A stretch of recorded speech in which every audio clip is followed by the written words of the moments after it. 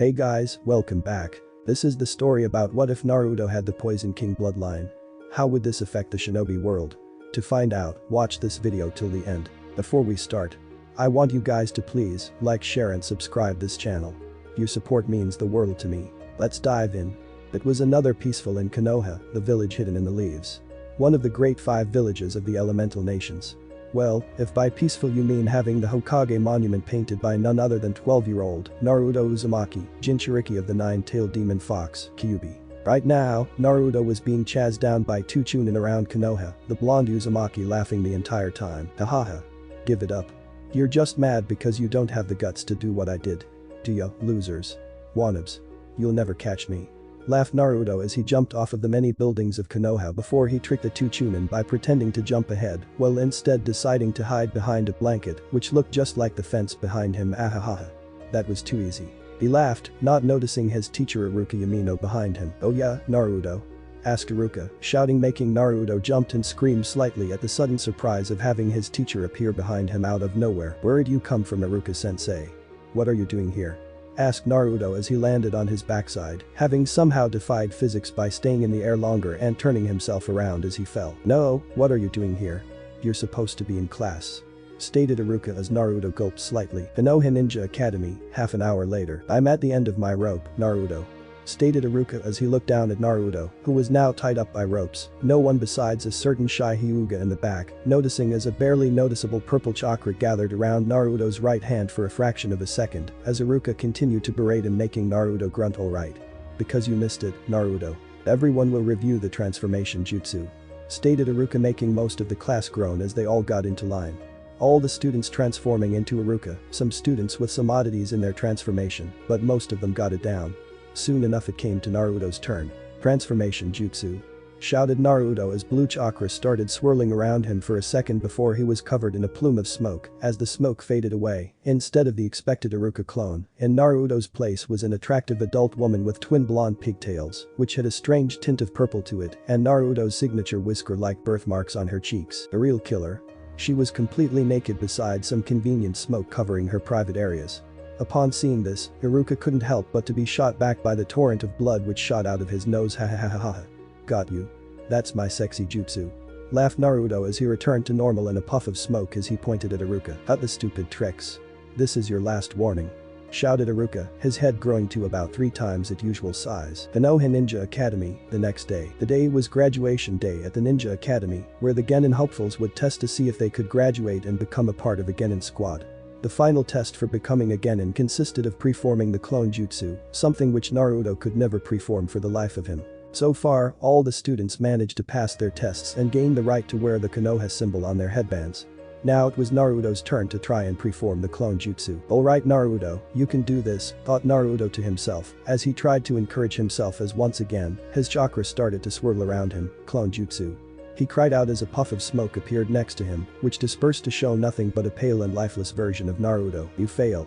Shouted Iruka, making Naruto's world seem to spin into a spiral of darkness as more of the unusual purple chakra flared off of his body in millisecond-long bursts, being unnoticeable to the naked eye. Iruka. He's off, but his moves weren't bad, and he did hang in there and use the clone jutsu. This is his 3rd attempt at becoming a ninja, so you know he's determined. We could cut him a break and pass him. Suggested Mizuki, Iruka's teaching assistant, giving Naruto a little hope as the purple chakra stopped pulsing off of his body. Mizuki. The other students created at least effective clones. But Naruto could only create one, and look at it. It's pitiful. I can't pass him. Sighed Iruka, keeping his tone nice and even throughout his mini-speech, while Naruto clenched his teeth, the purple chakra returning as a thin coat around his body, almost unnoticeable besides the slight purple tint that now surrounded Naruto, before he ran out of the room and into the small field outside, where he had to deal with hearing all the other students brag about how they passed a test and became ninja while he sat alone on the swing set hanging from a tree, while some parents muttered darkly about him, before he noticed Mizuki standing next to him, as the two talked for a while as the sun started setting. Iruka is tough, but he's not against you. Stated Mizuki as he and Naruto sat on the roof of a building. Then why? Why only me? Asked Naruto, referring to how Iruka constantly berated him in class about slacking off and goofing about. He wants you to be strong, with all his heart. But that will never happen if he goes easy on you. Stated Mizuki as Naruto looked sadly into the distance. He's like you know. No parents, no family. he stated, making Naruto reel back in shock slightly as his left arm, which Mizuki couldn't see, was covered in a thin but noticeable layer of purple chakra, which moved and bubbled like a hot liquid. But this time, I really wanted to graduate, sighed Naruto sadly as the purple chakra, once again, disappeared into thin air, as if it was never there to begin with. Haha. Then, I guess I have to tell you. Smirked Mizuki, gaining Naruto's interest. It's a secret, but I'm gonna let you in on it. He stated as Naruto stared at him. Time skip. Nighttime. A secret that Mizuki told Naruto was about a secret test to become a ninja.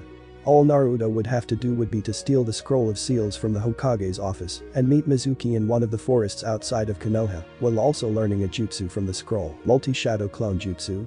Oh come on, that's my worst jutsu, sighed Naruto as he read the first entry in the scroll of seals, before he decided to say screw it and try using it. Putting his hands in a cross-like symbol, he flared his chakra as he created 10 clones. Wow. That's cool. He chuckled as he looked at his clones before noticing something. They had Shadow's weight, he mumbled as he read more on the jutsu, learning its true capabilities before moving on to the next entry, Poison Style. What's this?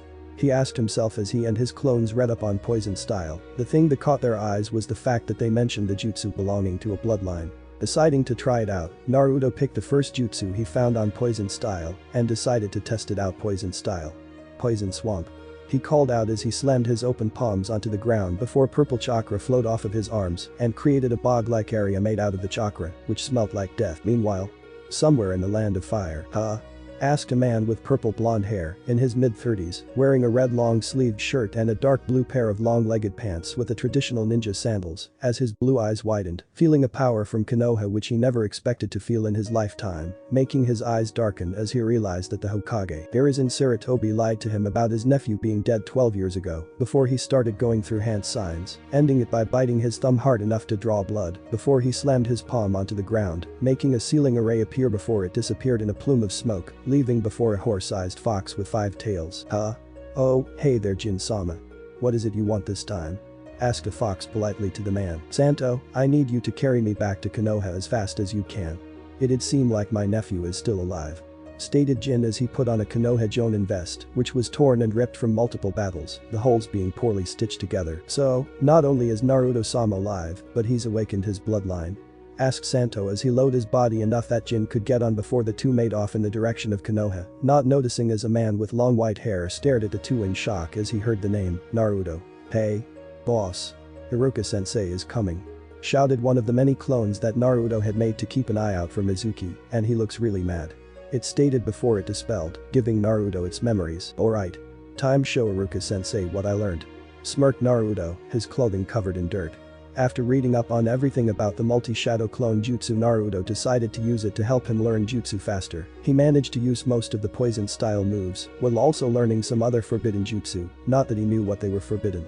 He managed to get the basics down for a jutsu known as the Flying Thunder God. The main problem is that his clones kept on hitting themselves into trees and other things, painfully he might add. Finally, Naruto dispelled all of his clones, which amassed to about 50 clones, all at once making him fall onto his butt from the backlash, while he swore he could hear a deep growling voice in the back of his mind, growling about foolish humans. It's all over.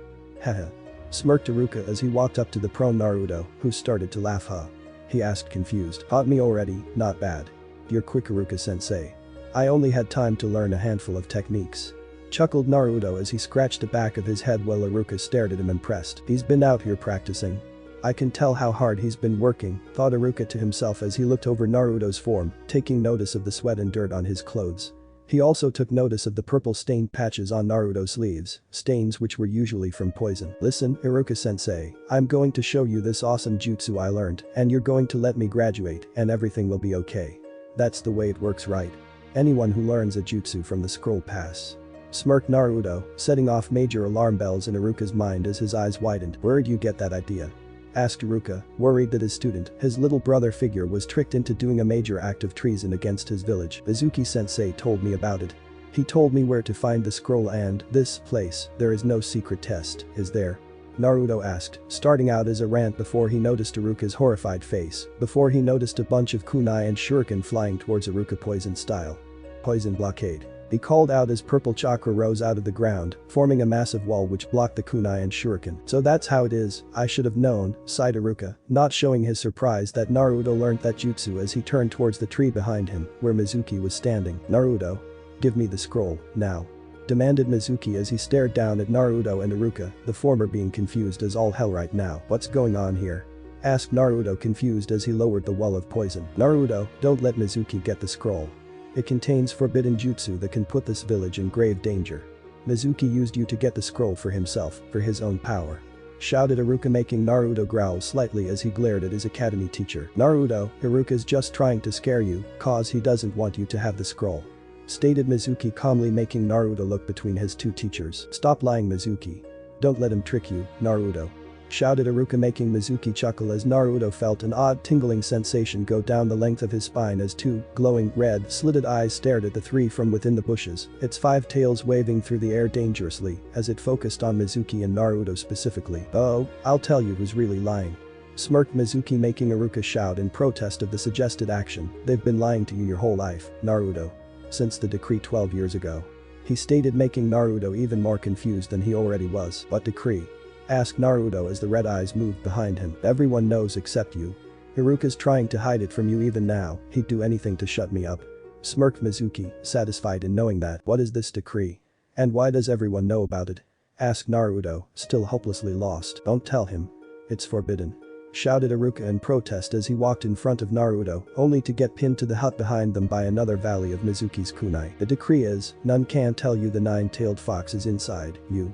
Stated Mizuki, a dark look on his face as Iruka tried to pull the kunai off and out of him. As Naruto's eyes widened, the fox spirit that killed Iruka's parents and destroyed our village has taken over your body. You're the NINE zero-tailed fox. He added, crushing Naruto's will even more than before. Stop it. Screamed Iruka while Naruto's body started gaining a purplish tint to it as his poison chakra cloak started forming. They've all been sneaking around, hiding things from you your whole life. Didn't you think how it was strange how they treated you? Like dirt. Like they hated you, just for being alive. Continued Mizuki, noticing as Naruto's chakra started swirling around his body, turning indigo as it mixed with his poison chakra as he kept repeating, no, over and over. That's why you will never be accepted in this village. Even your beloved sensei hates your guts. He shouted once again as Iruka managed to pull the last kunai out of his body. Die, Naruto. Mizuki shouted as he took one of the three massive shuriken he had attached to his back off before throwing it at Naruto, making the terrified 12-year-old forget all about the jutsu he learned and try to crawl away. Naruto, get down. Shouted Iruka as Naruto did as his sensei ordered and put his head down, while Iruka bent his body over Naruto's own, expecting for the massive shuriken to pierce his back, only for nothing to come besides Mizuki's terrified gasp, making the teacher and student look at what had Mizuki so terrified before they saw a red five-tailed fox holding the shuriken with his tail. You dare betray Konoha. Not only that, but you tried to hurt fellow Konoha citizens. And worse of all. You tried to hurt Naruto-sama. For that you will burn. Shouted the fox in rage as his red eyes grew dangerously. Who are you? Asked Naruto, terrified before he realized that the fox knew his name. And how do you know my name? He added, making the fox calm down. I am Kasai, a battle-based summon of the demon fox summoning contract held by your uncle, TWO Namikaze. Smirked the fox before the tips of all his tails lit up with blue flame. Now, let me show this ungrateful bastard why my name means firestorm. He smirked before the fires on his tails grew in size and turned blood-red demonic summoning art. Foxfire Halo. He shouted as the fires shot towards Mizuki, who dodged them before being momentarily chased off by Kasai. Why? Asked Naruto as Iruka got off of him before sitting down. Because we're the same. When I lost my parents, none seemed to care. They didn't have time for me. They just forgot I was there. My grades dropped, I became the class clown. I just wanted them to see me and to know my name. My schoolwork wasn't good enough to get their attention, so I did crazy things. And then I had to pay for it. It was hard. I know that's how you feel, Naruto. You feel lonely and it hurts inside. And I could have been there for you more. I let you down, I'm sorry. None should have to suffer that much, none should be alone like that.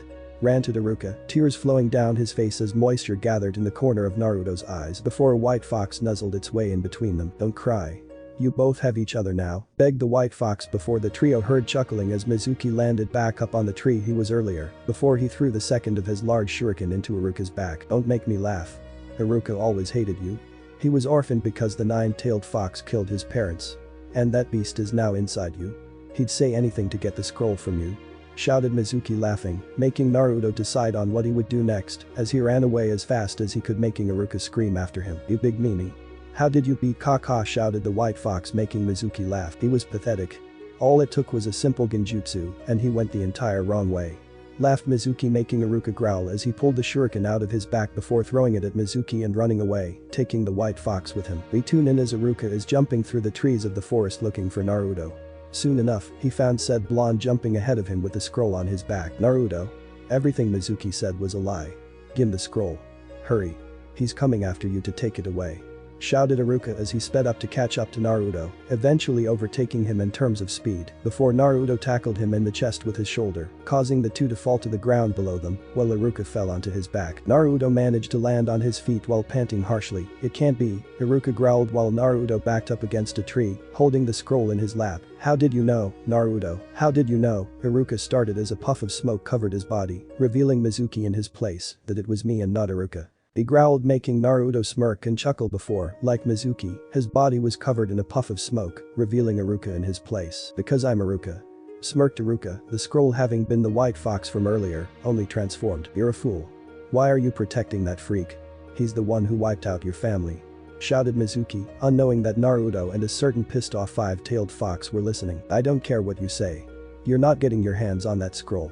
Stated Iruka firmly while the white fox nodded while glowing green. Ha! As if you could stop me. Don't you get it? Naruto is just like me. Smirked Mizuki while the white fox growled at Mizuki in anger. How's that? Asked Iruka, curious at the lies that Mizuki would spill. He wants the scroll for his own power and his own vengeance. That's how beasts are. He'll pour all of his rage into the scroll and destroy everything. Stated Mizuki as if it was common knowledge, getting 2 growls from foxes in the real world and a growl from the 9-tailed fox, Kurama. You're right. Started Iruka, making Naruto gasp slightly at the thought that his sensei really didn't think of him as himself, only as a beast looking for vengeance. So it's true, Iruka-sensei never believed in me, muttered Naruto to himself, not noticing as a figure landed in the tree he was leaning against. He thinks I'm some beast, some kind of freak, he muttered to himself as purple chakra started forming around his body, making the growling voice of Kurama louder in his mind, as he could just vaguely make out words. Stop, toxic, destroy, chakra, weak host. Shouted Kurama's voice inside of Naruto's mind, his message being, stop using that toxic chakra. It will destroy your chakra.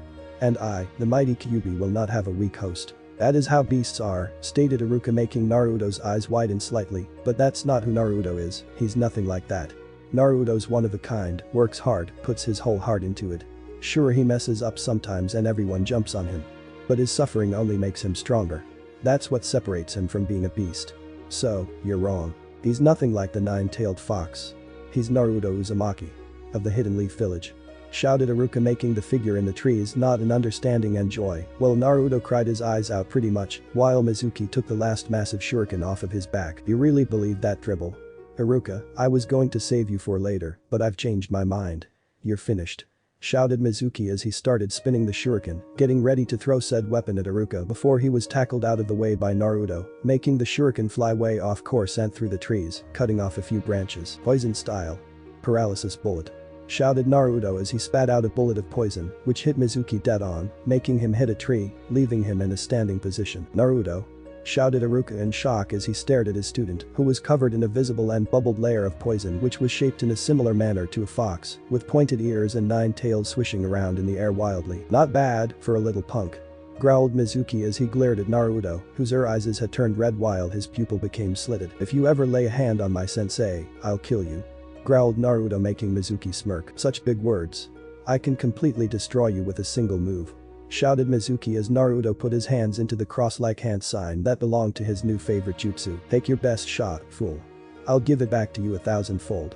Growled Naruto while the figure stared at Naruto, joy evident in his eye as he watched the amount of chakra he was gathering before deciding to help. Let's do this. To the best of my ability, summoning jutsu. Shouted the figure as he slammed his bleeding hand onto the branch, causing a massive amount of 1-tailed foxes to appear. Demon Fox Squad 8. Your mission is to help Naruto Uzumaki absolutely destroy the traitor Mizuki.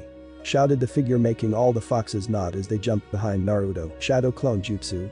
Shouted Naruto as he filled the entire clearing with smoke, which slowly disappeared to reveal that the entire clearing was filled with Naruto clones, each one covered in the same cloak as the original, making Iruka stare at his student in awe and pride, while Mizuki stared at the army in fear as he tried to move, only to realize he couldn't as the squad of foxes and Kasai walked up next to Naruto and smirked at Mizuki. Karma is a bitch, isn't a traitor?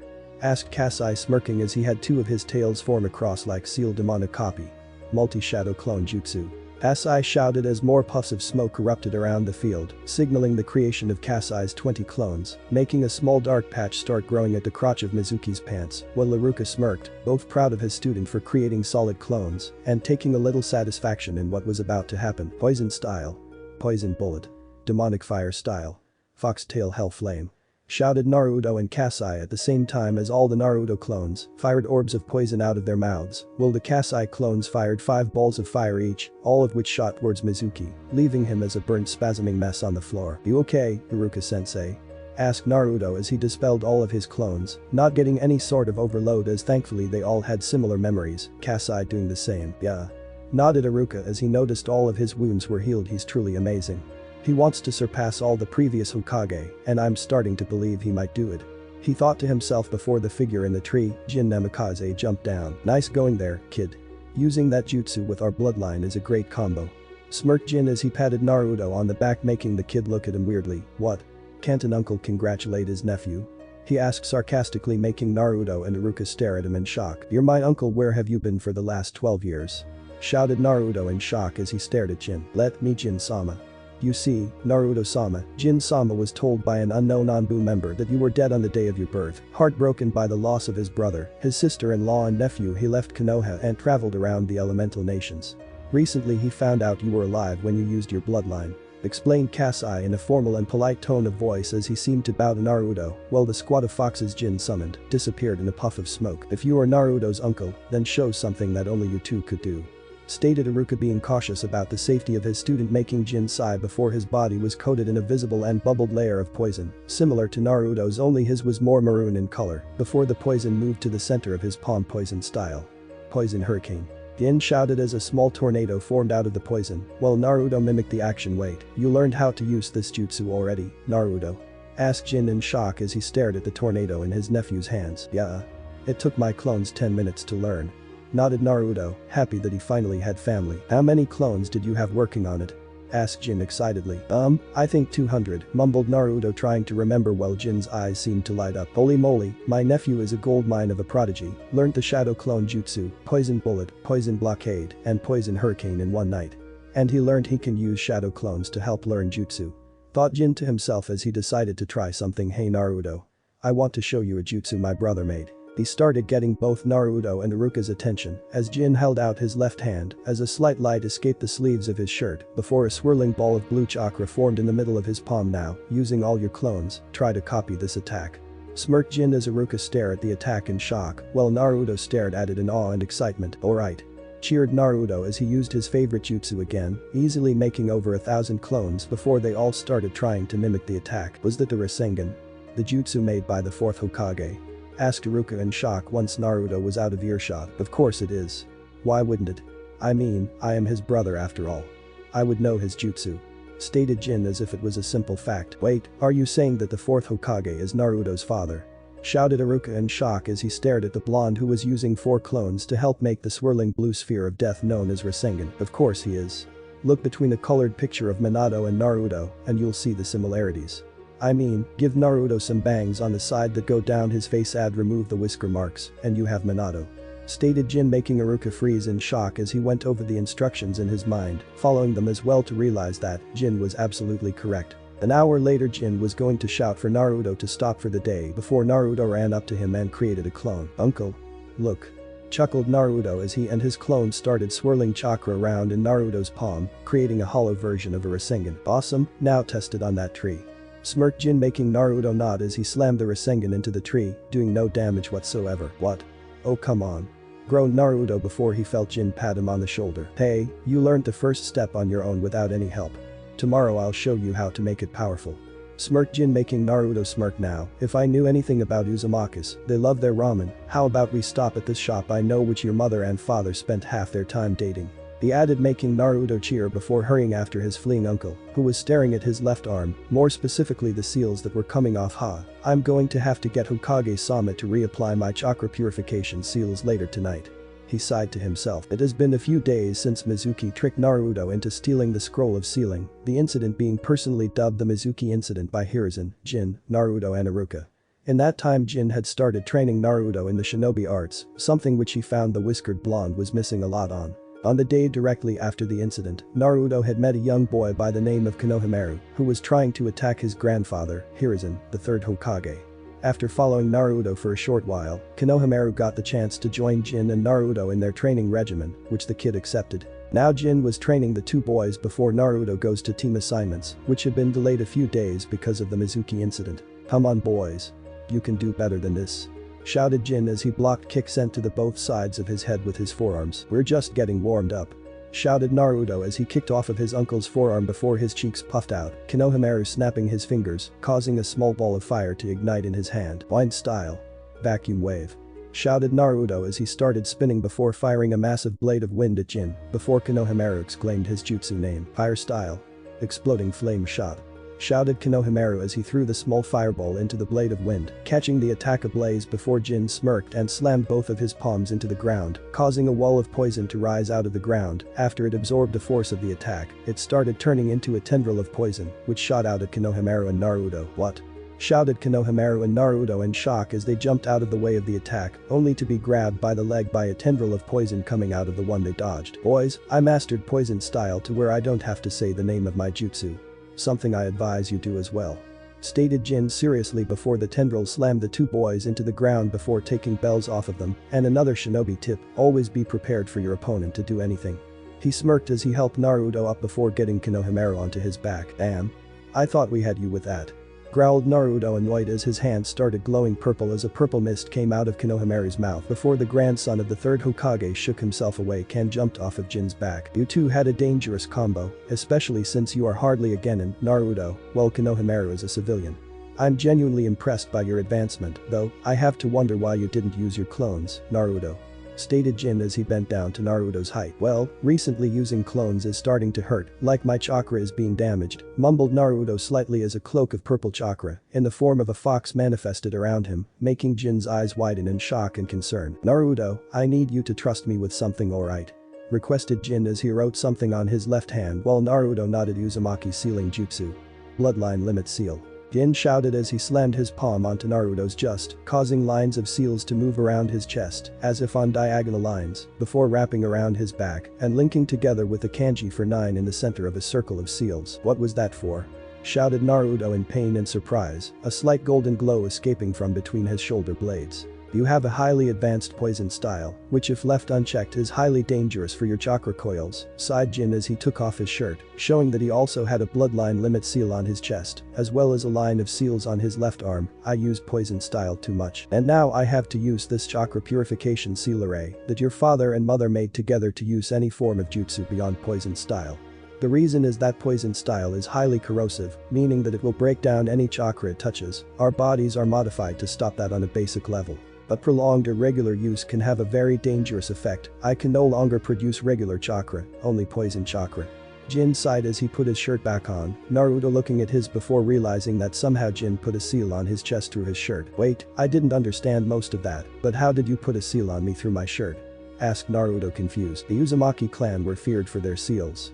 I learned how to use them from Kushina, some of them are really amazing," smirked Jin before he remembered what day it was and Naruto isn't team assignments on in 10 minutes. He asked, making Naruto's eyes widen before he created a clone, which he started spinning around before he threw it towards the academy, screaming all the way. "Bro. What's that for?" asked Konohamaru before he noticed Naruto was covered in a poof of smoke, leaving behind Naruto. "Boss could have warned me before he did that," shouted Naruto before he exploded into a puff of smoke, using the substitution jutsu and the shadow clone jutsu as a means of transportation. "That's interesting," smirked Jin before he picked Konohamaru up onto his shoulders and used the body flicker jutsu to get to the Hokage's office, where he dropped off Konohamaru before using the previously mentioned jutsu again to get to the academy, where he snuck into the roof just as Naruto barged into the same room just in time to sit down before Iruka came in and ordered everyone to be silent before he went through the list of teams. "Team 7 will be Naruto Uzumaki," started Iruka, getting Jin and Naruto's attention. "Sasuke Uchiha," the teacher continued, making Jin nod in understanding, while Naruto growled to himself slightly, his uncle beating, not voicing his irritation to his superiors like he would normally, literally. "And Hinata Hyuga," finished Iruka, making the shy, pale-eyed girl's eyes widen in shock and slight joy at being on the same team as he crushed, while all the fangirls in the room shouted at how they wanted to be with their Sasuke-kun, before Iruka stated up again, "Your sensei, S, will be Kakashi Hatake and Jin Uzumaki." He added, making everyone's eyes widen, even Naruto's. Yanagi-san took up my mom's last name. Why? Is it to protect me from dad's enemies on the field? Or was it to be able to keep calling me his nephew? Thought Naruto to himself while everyone in the class stared at him wondering when he got family, especially a certain duck-butt-headed Uchiha. Moving back on track, teammate is Shino Aburam, Kiba Inuzuka and Sakura Haruno. Your Jonin sensei is Kurina Yuhi. Stated Iruka, getting a protest from the mentioned pink-headed genin to be shut up. These teams are made by the Hokage himself. If you have a problem with it then suck it up. He shouted at the top of his lungs, making all of his students shy away from wandering him anymore as he got ready to finish up while Naruto smirked. Man, now I am glad that Jinnaji-san opened my eyes to that stuff. Sakura isn't as good as I thought she was, thought Naruto to himself, rubbing his head from the phantom pain caused by his uncle, literally beating sense into him, probably fixing something in his brain that Sakura or one of the villagers caused. Now, since Team 9 is already in circulation, Team 10 will be composed of Ino Yamanaka, Choji Akimichi and Shikamaru Nara. Your Jonin sensei will be Asuma Sarutobi. Stated Iruka before Ino looked like she was going to say something before she suddenly freezes up and fell over, Naruto picking his left ear with his left pinky. Stay quiet, Iruka sensei already said that arguing is going against Hokage Jiji. Sighed Naruto, his eyes serious. And what would you know, dope? I bet you and that relative of yours are just as weak and dumb as each other. Stated Sasuke, making Iruka start to tell him to quiet up before said Uchiha was pinned to the wall by two glowing gold chains that shot out of Naruto's back, ripping through his jumpsuit shirt and making holes in Sasuke's shirt. Sasuke-kun. Let him go, Naruto baka. Shouted Sakura before a third chain shot out of Naruto's back and wrapped around her throat before the three chains brought the two closer to Naruto's face, showing the two how his eyes were red with slitted pupils. Shut up. Sasuke, I won't allow you to mock the only family I have. And Sakura, I've realized that you aren't what I thought you were, so from now on, I'm not having any of your shit. Growled Naruto, his poison cloak starting to form again. Naruto. Shouted Iruka, making Naruto's eyes widen as they returned to their natural blue state as his poison cloak faded away. Naruto, drop them. Iruka demanded, making Naruto sigh and nod before he retracted his chains back into his back before the reality of what he did just hit him. What the hell was that? I made chains out of my back. Shouted Naruto, making Jin chuckle. I should have expected him to gain that. His mother did have it after all. I wonder, was his bloodline stopping him from using the adamantine sealing chains? I mean, it is corrosive, but could it destroy even those chains before they come out? Asked Jin to himself as he watched the event through a hole in the roof which was conveniently placed over Naruto, or was it Kurama who awakened it as an alternative for Naruto to use so he wouldn't be weak? So many questions, he thought to himself as slowly but surely, teams started moving out with their team sensei. HHH. Where is he? Shouted Naruto, losing control of his emotions for a second, making a golden glow escape his shoulder blades before it faded as the hyperactive blonde took a deep breath. Maybe he has something important to do? Suggested Hinata shyly, making Naruto nod. Alright, thanks Hinata. Hey, you have a bloodline, right? What is it? Asked Naruto, deciding to pass the time by learning about the only teammate he could get anything out of. The Byakugan, it allows the user to have a 360-degree view on their surroundings and the user can't see the opponent's chakra, explained Hinata shyly, poking her fingers together. So you're the tracker of the team. Sasuke team is probably the mid to far range attacker, and I'm the close to mid-range attacker who is used for infiltration, information gathering and seduction. Analyzed Naruto, making Hinata and Sasuke stare at him like he grew a second head. What? Yanagi-san is a slave driver, made me read every book he could get me to about ninja strategies, he stated, making Sasuke look away before a swirl of poison appeared in the middle of the room, which dissipated to reveal Jin. Sorry I'm late. I had to pry Kakashi away from the memorial stone and itcha, sighed Jin as he rubbed the back of his head slightly. Please meet us on the roof, we will introduce ourselves. He requested as he disappeared in a swirl of poison again, making Sasuke and Hinata walked out of the room and towards the stairs while Naruto, being the unorthodox brat he was, decided to climb up out of the window and climb onto the roof before Hinata and Sasuke got up and sat down next to Naruto. Alright, since Kakashi isn't here, I will start the introductions. They will consist of your name, likes, dislikes and dreams. Here I go, MHM, I am Jin Uzumaki. My likes include Naruto, Kurama, my summons, my brother and his wife. My dislikes include a large percent of Konoha's population, murderers, rapists, corrupt businessmen, and those who use others for their own means. My dream for the future is to live to see Naruto become Hokage, see a new generation of Konoha ninja, and help bring peace to the shinobi world. Stated Jin, making all three genin stare at him with different emotions on his face. For Naruto and Hinata it was awe, but for Sasuke it was skepticism. Now, you start Naruto. Jin stated, making Naruto nod. My name is Naruto Uzumaki. My likes include Hokage Jiji, Jin Ajusen summons, ramen, the Ichiraku ramen stand owners and Iruka sensei.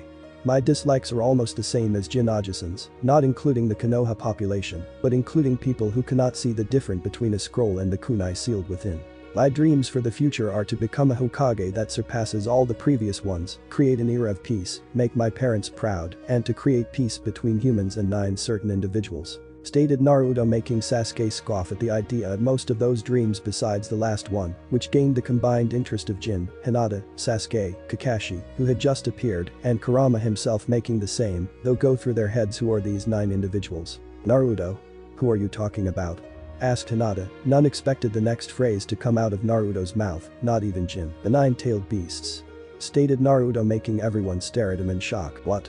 Shouted Kakashi, Hinata and Sasuke in shock, while Jin's face turned into a smile as Kurama felt a slight form of respect for his container grow inside of him, only enough for him to remember the name of Naruto, but respect nonetheless. Yes, Jin Ajusen told me about his encounter with one of the 9-tailed beasts, about how they managed to hold a decent conversation. That made me realize that they aren't just mindless beasts or tools of war to be sealed inside of people, they are living beings. Stated Naruto as a small air of red chakra formed over his body before it shot into Jin's stomach as the adult's eyes turned red and slitted.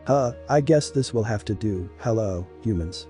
Greeted Jin in a slightly demonic voice as he smirked, showing that he had grown fangs. Well, Kakashi brought out a kunai now, none of that. Even if I wanted to hurt you, I can't. I have no idea how to manipulate poison chakra. Let me introduce myself to you. I am the mighty 9-tailed fox, Kyuubi, boss summon of the demon fox contract. I have no likes and my dislikes are most of your species, the Shinigami and Shukaku. I have no dreams for the future. Stated the possessed Jin before the red chakra left his body and entered Naruto. I guess I have no choice. I am the Jinchuriki of the Kyuubi, sighed Naruto, making Sasuke and Hinata stare at him in shock. Why did you have to screw me over, Kyuubi? Naruto asked himself as he closed his eyes and looked at the ground, while Jin and Kakashi studied Hinata and Sasuke, who were staring at Naruto. So, Sasuke, Hinata. Now that you know about Naruto's darkest secret, what do you think? Is he still the Naruto you know, or is he the Kyuubi? Asked Jin, staring at Sasuke and Hinata, his hand discreetly going for a kunai just in case either of the two attack Naruto. Grunted Sasuke as he stared at Naruto. I doubt that the Kyuubi could be as dumb and weak as the dope is. He stated, making Naruto growl and get ready to attack Sasuke, only for Jin to hold him back. Naruto. Think about what he said for a second. Advised Jin, making Naruto calm down before he realized what Sasuke said meant. Hey Sasuke. I'll take the insult in stride. Smirked Naruto, smiling his face-splitting smile while Sasuke smirked, only slightly. I also believe that Naruto-kun is not the Kyuubi, mumbled Hinata shyly, poking her fingers together, making Naruto smile at her, making the Hyuga blush. Thank you, Hinata. Cheered Naruto before Kakashi coughed slightly, making the 3 genin look at him. If we could get back to our introductions now. He requested, making it sound slightly like a question, making the 3 genin nod as they continued their introductions, while Jin talked with Naruto secretly. Naruto. I think we'll need to talk with Kyuubi later. It'd be best if we start some form of respect bond between you both. Stated Jin, making Naruto nod. Yeah. And I also want to meet the furball in person. Especially after that stunt he just pulled. Nodded Naruto while he heard said furball growl in the back of his mind. Good. You're all unique and have your own ideas. We'll have our first mission tomorrow. Stated Kakashi, simply grabbing Naruto's attention. What kind of mission will it be? Asked Naruto, excited. A survival exercise. Stated Jin, simply already knowing Kakashi's test. What is it about? Asked Naruto, having a bad feeling, which only increased and spread onto Hinata as Kakashi and Jin smirked and started chuckling to themselves. What is so funny about that question? Asked Hinata, confused and slightly afraid. If we tell you the answer, you're not going to like it. Smirked Jin, chuckling slightly while Kakashi put on an intimidating face. Of the 27 graduates, only 9 of them will be accepted as genin. The other 18 will be sent back to the academy. In other words, this is a make it or break it, pass, fail test. And the chance that you will fail is at least 66%. Stated Kakashi, seriously, making Naruto and Hinata pale slightly, while Sasuke showed no emotion on his face. I told you that you wouldn't like it, didn't I? Asked Jin playfully. Then what was the graduation test for? Asked Hinata shyly. Oh, that was to round up the hopeless little shits who could never become ninja as they are, and get them away from the students who might become ninja. Smirked Jin before a Chunin appeared next to him with a file. Here you go, Jin. The student files you requested on your students. Stated the Chunin before he disappeared in a puff of smoke. I'll be reading these thoroughly later. For now, I'll read a little bit about your jutsu, mumbled Jin as he skimmed through Naruto's file before coming across the note about his sexy jutsu. Naruto. We are going to have to talk about this sexy jutsu of yours. He growled, making Naruto chuckle awkwardly. Actually, screw it, we're doing it now. He stated as his hand started glowing purple before he slammed his palm into Naruto's forehead, knocking out the developing teen before he disappeared with the flying thunder god jutsu, not noticing the shocked and confused look on Hinata's face, appearing back in Naruto's apartment where he hit himself in the head with his palm, making him pass out before awakening in a sewer of some kind. Where the hell are we? Asked Naruto, who was also in the sewer for some reason. Poison style can do a lot of mimicry if the user knows how to do it. What I just did mimicked one of the Yamanaka clan's jutsu, allowing us to go into a place called your mindscape. Stated Jin as he jumped up onto his feet. I actually used it on your mother to talk to the Kyuubi. He mumbled as he followed a trail of water, Naruto following behind him, not noticing the shadow tailing him. Well. If it isn't Jin and my jailer. Smirked Kurama as the two neared his cage. Hello Kyuubi. Nice to see you again. After how long was it again? 15 years. Asked Jin, smirking. Yes. 15 years of being sealed inside your extended family. So, you think that brat can actually defeat me one day? Look at him, he's shaking like a leaf. Smirked Kurama, especially after he noticed Naruto's legs shaking. Hey. My name is Naruto Uzumaki. You do well to remember that, you damned furball. Shouted Naruto as he stopped shaking while he glared at the massive fox who was giving him an amused look. Oh? And what would you do otherwise? Asked Kurama, amused. I'd kick your furry ass.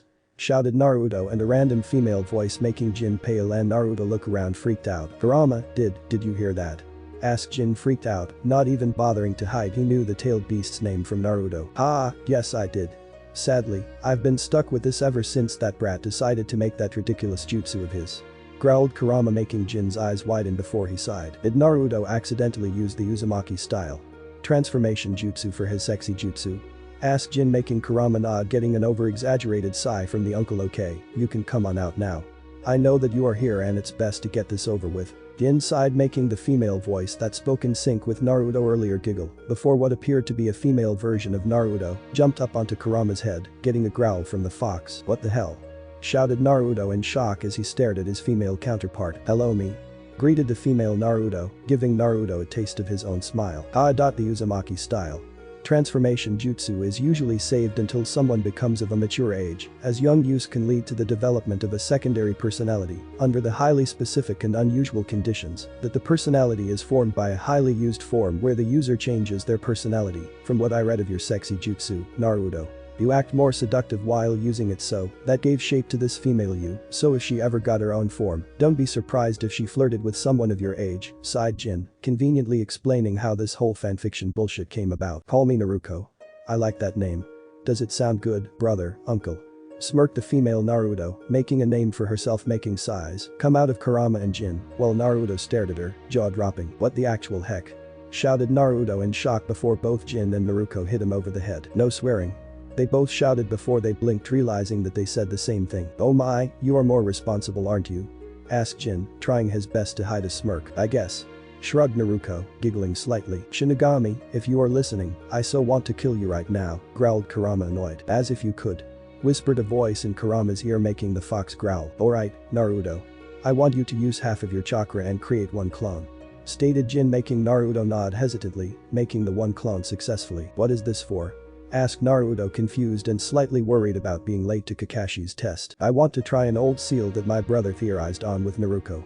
So, put your hand on your clone's shoulder and Naruto, I want you to flow through Naruto's chakra into the clone's body. Stated Jin as he started drawing up a seal on Naruto's clone's stomach. Not that I'm questioning Dad's work, but what was the seal originally for? Asked Naruto as he shivered slightly as Naruto's concha seemed to move through his arm and into the clone, which was covered in a puff of smoke, before it revealed Naruto smiling while wearing the exact same outfit as Naruto. Well, your father and his wife started designing this seal once my brother and I, like idiots, borrowed the forbidden scroll and read up on the reanimation jutsu. In theory, this seal should allow Naruto's clone body to turn into a real one. Or it just might dispel the jutsu. Mumbled Jin as he put his left arm into a one-handed seal before flurrying his purified chakra from his arm, making Naruto shiver before she poked herself lightly with a kunai, making a bit of blood come out as the sharp blade connected with her skin. Wow. This is cool. Smirked Naruto as she jumped around a little before Jin wrapped her up in his poison chakra, before lifting her shirt slightly so he could place another seal on her. Uncle. What was that for? she asked confused as Jin let her go. The seal is experimental, and honestly, I don't trust it to maintain itself off of your new chakra coils, so I've linked the seal to another seal I placed on Naruto, meaning that now he funds your seal, so if he runs out of chakra, then you start to fund it with your chakra until you run out and dispel. Stated Jin before he stretched out. Alright, let's get you to where the test is. He yawned as he grabbed his nephew and niece before flashing over to the training field that Team 7 were to use for training in the future, given they pass of course. Grunted Sasuke intrigued as Jin appeared at the training ground in a flash of purple, holding two struggling blondes before the older blonde dropped them. Jin-sensei, who is that? Asked Hinata politely as she looked at Naruto confused, and why does she look like Naruto-kun? She added, making Sasuke look between the two to notice that Hinata was right. I'm Naruto. Naruto's sister. Smiled Naruto nicely while Hinata activated her Byakugan, allowing her to see Naruto and Naruto's chakra networks to see that they had similar yet different chakra. Naruto had about half the amount of chakra that Naruto had, still a high Jonin amount of chakra, but half of Naruto's reserves all the same. Oh, are you really as stupid as to think we'd fall for a clone in that sexy jutsu of yours? Asked Sasuke, annoyed at what he thought was a joke. Actually, Sasuke. Naruto's sexy jutsu is just the Uzumaki style. Transformation jutsu. Smirked Naruto, making Hinata and Sasuke confused. Uzumaki style? Asked Hinata, voicing her confusion. Yeah. The Uzumaki clan were amazing from what I heard. They had all these cool seals and special variations of jutsu that were illusion, but the Uzumaki turned them physical. Smirked Naruto, happy about being able to talk about one of his almost dead clans. Were? Asked Sasuke, focusing on that specific word. I'll explain this. You see, the Uzumaki clan were renowned for their sealing jutsu, some of which they shared with Konoha. But, when it was clear that a third ninja world war was going to happen, Konoha's enemies decided to take down the Uzumaki clan and the land of whirlpools before the war started. Stated Jin sadly, not like having to retell the destruction of his sister-in-law's clan, and luckily making it seem it was his clan that was destroyed at the same time. Alright, now that we got this history out of the way, how's about we get the test started? Asked Kakashi's voice as he was suddenly and unexplainably behind Sasuke and Hinata, a few leaves falling to the ground as he finished talking before he walked over to one of the 3 posts and put a clock on it. The assignment is to get these bells off of Kakashi.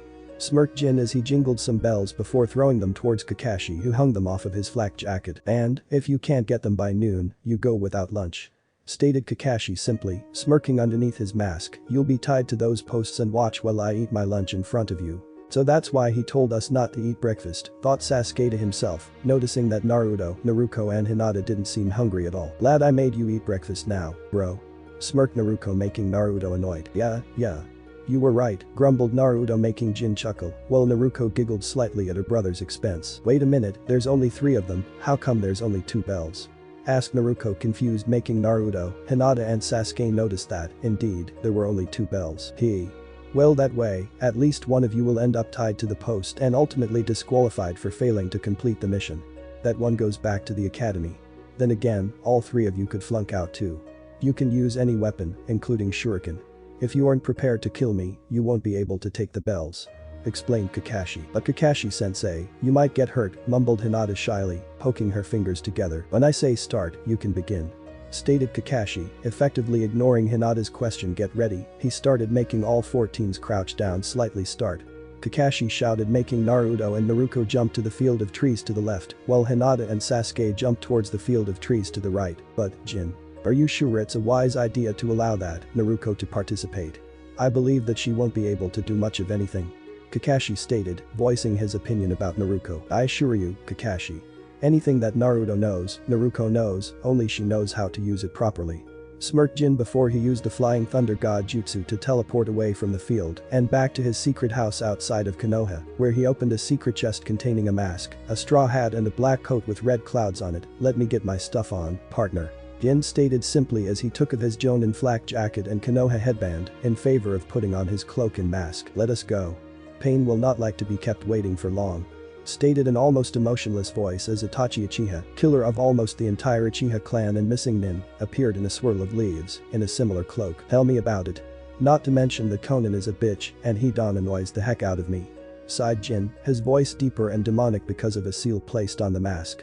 the two disappeared in a flash of purple. While Jin was doing his own things with Akatsuki, Naruto, Hinata and Sasuke were hiding in the greenery of the training field, where their test to get bells off of Kakashi was taking place. Naruto on the other hand was right out in the open, a smirk on his face. "You and me, right here, fair and square," shouted Naruto, making Sasuke stare at him like he was suicidal from his hiding place, while Naruto smirked and Hinata grew worried for her crush. "You know, compared to the others you're a little bit weird," stated Kakashi simply as he stared at Naruto bored. "Oh yeah? The only thing weird around here is your haircut," shouted Naruto as he charged at Kakashi in what seemed to Sasuke and Hinata as anger, but to Kakashi and Naruto looked like some kind of strategy, however weird it was. When Naruto neared Kakashi, said Jonin slipped his hand into his kunai pouch, causing Naruto to stop his charge and jump back before Kakashi pulled out a book titled Icha Icha. "What the?" Naruto asked in confusion as he and his fellow genin blinked in surprise, Sasuke doing it for about a minute less than Naruto and Hinata. "Come on, make your move," smirked Kakashi as he started to read his book to himself. "I mean, why are you reading that book?" asked Naruto, confused and slightly insulted. "Why?" asked Kakashi in return, "to find out what happens in the story, of course," he answered, sounding bored. "Don't let it bother you with your weak attacks. It doesn't really matter if I'm reading or whatever," stated Kakashi, simply making Naruto growl while clenching his fists before he took a deep breath and calmed down before charging at Kakashi again, trying his best to push Kakashi into a specific area of the training field, while Naruto started making hand signs before Kakashi disappeared out of the way of one of Naruto's punches. "Huh?" asked Naruto and Naruto, confused before Naruto noticed Kakashi kneeling down behind Naruto with his hands in the tiger hand seal. "Don't let your enemy get behind you all the time," stated Kakashi, simply making Naruto turn towards him in shock. "Naruto-kun, get out of there," shouted Hinata in a state of panic before she realized what she did and started running from her old hiding place. "Too late," stated Kakashi as an evil shine came into his only shown eye, Leaf Village secret finger jutsu.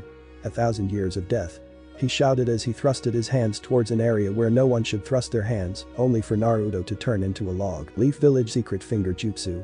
1,000 years of toxic death," shouted Naruto from behind Kakashi as he thrusted his fingers up the Jonin's ass, making him fly into the sky, being pushed away by the poison chakra that Naruto used, making the Jonin land just where Naruto and Naruto wanted Naruto now. Shouted Naruto as he landed on Kakashi's left while Naruto landed on his right. "Poison style. Paralysis containment field," shouted the twins as they created a dome of poison chakra around Kakashi, who got back up, rubbing his butt because of the pain he just felt. "Hinata. Sasuke. Get the bells now," shouted Naruto, her voice strained as Kakashi tried to break out of the dome, making the two mentioned genin rush out of the forest before Naruto made an opening in the dome, allowing Sasuke and Hinata in so that they could see what was going on inside of the dome. Kakashi was wrapped up in what seemed to be chains of poison that were trying to stop him from moving much, allowing the two to swipe the bells off of him before running out of the dome, just as the hole closed before Kakashi started moving again, having broken free of the chains holding him down before he kicked the dome, making it explode, blowing both Naruto and Naruto again, both of who started convulsing from the overuse of their poison chakras before Naruto dispelled, going back into Naruto's mind to heal before Naruto got back up shakily onto his feet. How was that?" asked Naruto, smirking as he started losing his balance from how weak he was feeling before Hinata caught him and stopped him from falling, making her blush as she realized how close she was to Naruto. "I'd say that it was an impressive strategy," stated Kakashi simply as he started moving his arm around in its socket, noticing that it felt oddly heavy and stiff. "But I have to point out that you don't have a bell, Naruto. Only Hinata and Sasuke do," pointed out Kakashi, making Naruto shrug. "Jin-Naji-san drilled a message into me. Those in the ninja world who break the rules are scum. But those who abandon their comrades are worse than scum," stated Naruto simply as he put his hands in the pockets of his pants, smirking as Hinata and Sasuke looked at their bells before Hinata handed her bell to Naruto. "Hinata?" the blonde asked, confused as he looked at the Hyuga, confused. "You deserve it more than I do, Naruto-kun. I didn't do anything," stuttered Hinata before she caught a bell that Sasuke threw at her. "HN. You two losers should continue on. Another year in that academy won't do anything for me. I'll just be rookie of the year again," stated Sasuke coldly, but Naruto noticed the slight smirk on the Uchiha's face. "Congratulations. You all pass," smirked a voice as Jin appeared in a purple flash of light, having finished everything to do with the Akatsuki and having taken off his Akatsuki gear. "Where were you? I almost had Kakashi's hand up my ass," shouted Naruto in rage. "I'm sorry, I had something important I needed to do," apologized Jin awkwardly before he noticed a purple strand in Naruto's hair. "You and Naruto used that jutsu I told you about, didn't you?" He asks sternly, making Naruto chuckle awkwardly. Yeah, we did, we needed to get the bells off of Kakashi-sensei, he muttered awkwardly, making Jin sigh. Naruto, I warned you against using it because it's one of the jutsu that will drain your poison chakra the fastest if unexperienced and will lead you to becoming the same as me, unable to use normal chakra, sighed Jin before he addressed Sasuke and Hinata. You two are to report here at 7 tomorrow morning for training and the missions. On this team I will be working on your combination jutsu, attitudes and physical strength. Kakashi will work on your chakra control, genjutsu and ninjutsu. If you are late, I will make you do double the work with half the break time, am I understood? He growled, acting like a drill sergeant from movies, hard, commanding, and someone not to mess with, making the two bloodline users nod. And you two should get ready, Jin Ajasan doesn't know the meaning of restraint when it comes to training. We'll be driven into the ground multiple times, muttered Naruto, shaking slightly as he remembered the training session he had with Jin last night, which resulted in Naruto breaking multiple bones. Thankfully for him, Kurama healed all the damage during the night. What Naruto said. Smirked Jin as he grabbed Naruto by the shoulder and used the Flying Thunder God jutsu to warp home before starting on making Naruto's body, again, only this time with a better seal keeping her body stable. Omake number 1 teams. The teams will be as follows. Started Hiruzen Sarutobi, 3rd Hokage of the village hidden in the leaf, as he listed the teams before getting to the only teams that readers actually care about. Team 7 will be Sasuke Uchiha, Naruto Uzumaki and Sakura Haruno, led by Kakashi Hatake. Team 8 will be Hinata Hyuga, Kiba Inuzuka and Shino Aburam, led by Kurina Yuki. And finally, Team 10 will be Ino Yamanaka, Shikamaru Nara and Choji Akimichi, led by Asuma Sarutobi. Does anyone have any objections to the teams? The 3rd Hokage asked as he finished listing the teams and looking at the Jonin instructors gathered in front of him before his door was kicked open. I do. Shouted Jin as he stomped into the office, making several Jonin stare at him. My main objection is to Team 7 and 8's Kunoichi. He shouted, making Kurenai and Kakashi stare at him amused. I find nothing wrong with the teams. Stated Kurenai before she was met by a heated glare by Jin. I'm sorry, are you the S-rank ninja with a flea on side order in 3 countries because of the bloodshed he and his brother did in the 3rd Ninja World War? Asked Jin sarcastically, making Kurenai shut up. Sakura Haruno is a fangirl.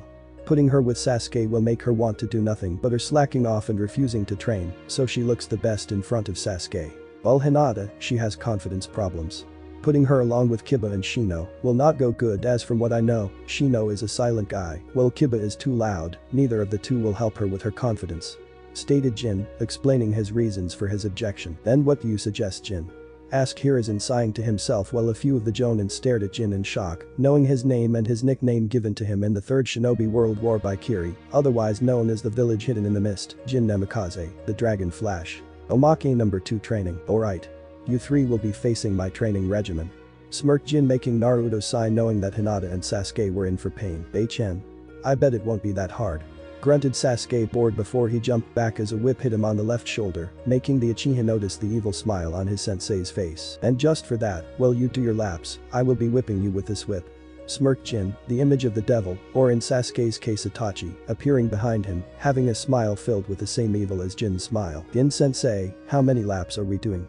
Asked Hinata shyly while noticing the dark aura growing around Jin. Well, since this will be the training regimen that I do every day, I'd say about 10 laps around Konoha with weights on. Smirked Jin, making Naruto sign, already knowing how futile it would be to argue against his evil teacher of an uncle. Omake number 3 food habits. I wonder what I should eat, mumbled Naruto to himself as he prepared himself for the Genin test to decide if he would get his headband or not. Eat something healthy. Not ramen. Shouted 3 voices inside of Naruto's head, the voices belonging to Kurama, Kushina and Minato, the last 2 of which having sealed their chakra inside of Naruto to help him when he'd need them. Asked Naruto, confused as he looked around his apartment before shrugging. Probably nothing, I think I'll have instant ramen for breakfast. He nodded to himself. Nuo. Shouted the 2 parents to themselves, being ignored by their son, while Kurama on the other hand, while also being ignored by Naruto, was going on a rant. God hecking damn it.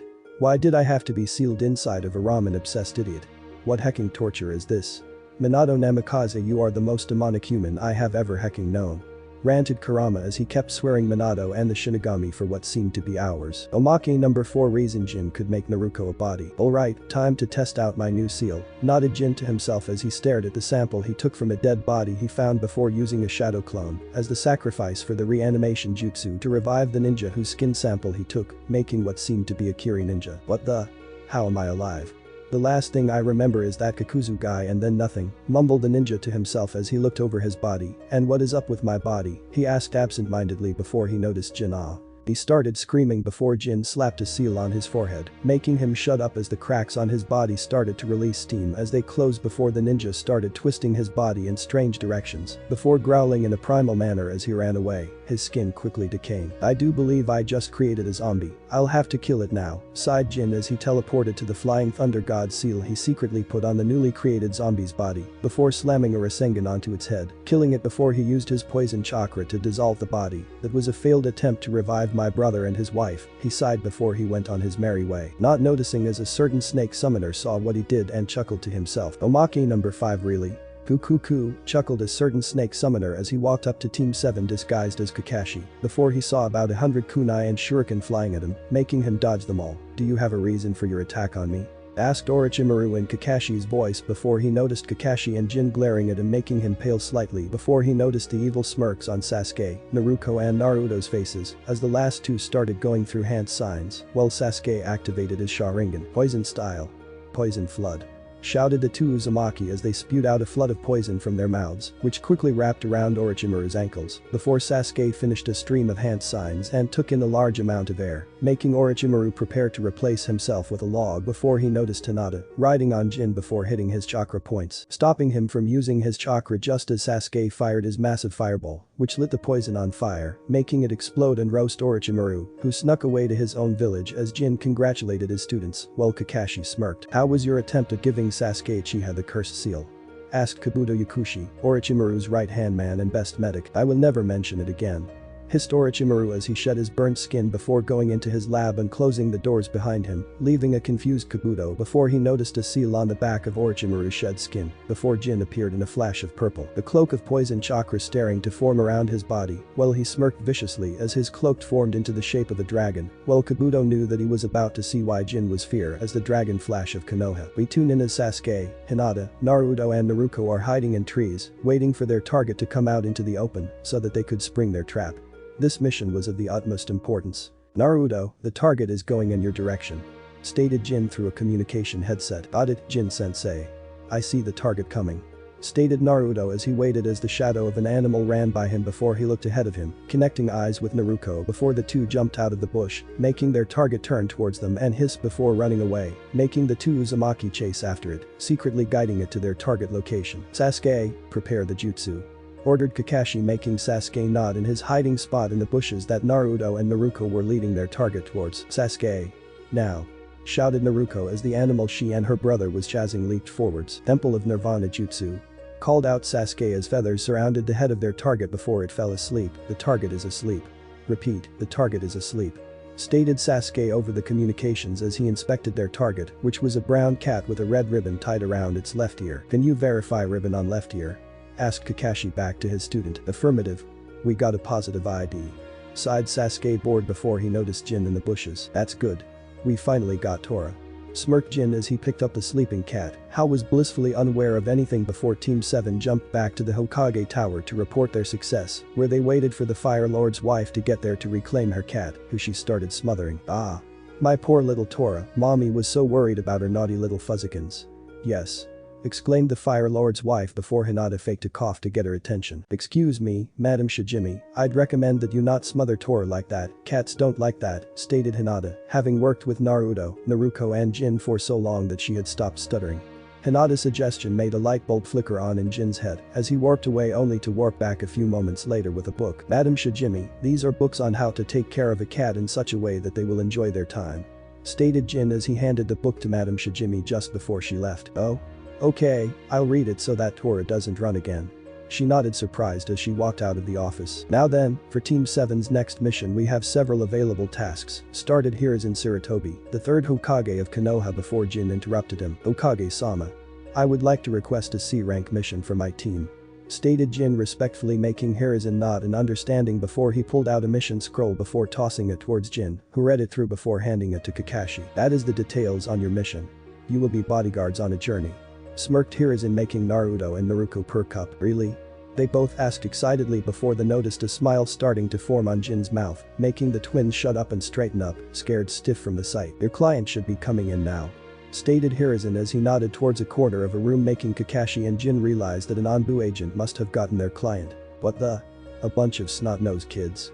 Asked a male voice from the door as Team 7 turned to face their client, Tazuna, the bridge builder of Wave. Team 7's Genin stared at Tazuna before the man took a lot of gulps from a sake bottle he held in his hand as he leaned against the doorway. And you, the little one with the idiotic look on his face, you really expect me to believe you're a ninja? He asked, pointing at the group, making all of them line up and compare heights. Naruto being a head shorter than Sasuke and Naruto while only being a tad taller than Hinata, but still getting the point that Tazuna was insulting him. You know, if it wasn't for Jin Ajasan being here, I would probably show you why it's a bad idea to call me short and stupid looking, growled Naruto, Kurama turning Naruto's eyes red to enhance the effect of the threat. Naruto, don't threaten the client, growled Jin, making Naruto growl as his eyes turned back to their natural blue color. Fine, grumbled Naruto as he turned away from his uncle. I'm Tazuna, a master bridge builder. And I must return to my country. I'm building a bridge there that will change our world. And I expect to get you there safely, even if it means giving up your life. Stated Tazuna, making Kakashi smirk slightly behind his mask. Well then Tazuna, you got the best team. Sasuke is out ninjutsu and genjutsu user, Naruto is our fuinjutsu and scout, Naruto is our seduction and torture mistress, and Hinata is our tracker, healer and disabler. When working together, they get to about high chunin level, while alone, they are high genin bordering low chunin level. Outside of their specialities, they have similar levels of power. Stated Kakashi, making the genin nod towards his assessment of their abilities. They still have a few personality quirks to work out, like Sasuke being emo and Naruto and Naruto still being hyperactive little brats. Smirked Jin, making the mentioned genin glare at him secretly, afraid of facing his wrathful right. Team, meet up at the gate to Konoha in 2 hours. Pack for at least a month-long journey. If you have a lot of stuff, ask for help sealing it into a scroll for easy transport. He instructed, making his 4 students nod before they grabbed onto Naruto, who used the Flying Thunder God Jutsu to teleport the 4 to Naruto's house before Hinata and Sasuke went to their clan compounds to gather their supplies. 2 hours later. Konoha gates. Alright team, gather around Tazuna.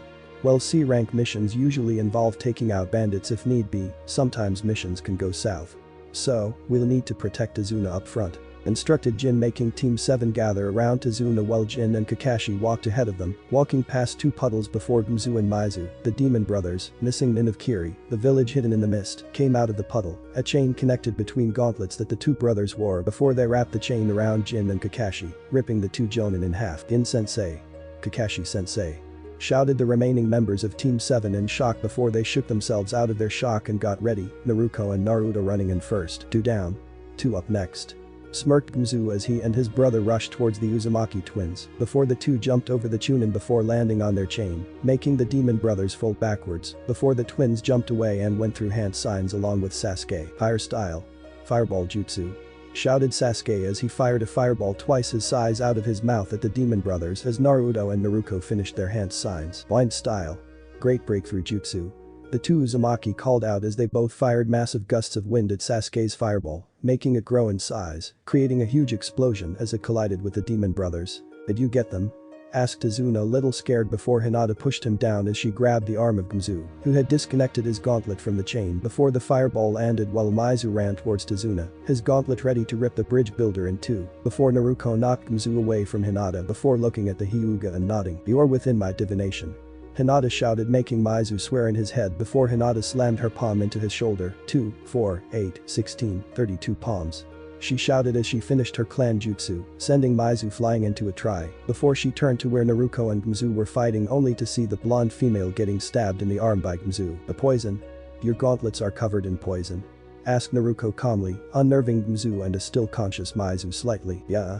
You'll be dead before the day is over. Smirked Gumzu before he noticed the smirks on Naruto and Naruto's faces. Haha. There are 2 things wrong with that. 1, my body is a reinforced clone body. And second, smirked Naruto before purple chakra started to bubble around her body, forming into the shape of a fox around her. No, started Gumzu in fright before Jin came up behind him and knocked him out with a chop to the neck, poison chakra forming around his body as it took the shape of a dragon, with wings and tails included. The dragon flash of Konoha, Jin Namikaze, stuttered Maizu before he fainted from fright at seeing just who he was messing with. Ah, and they didn't even see me, sighed Kakashi, a little off-put that the demon brothers ignored him. Kakashi. That's for later.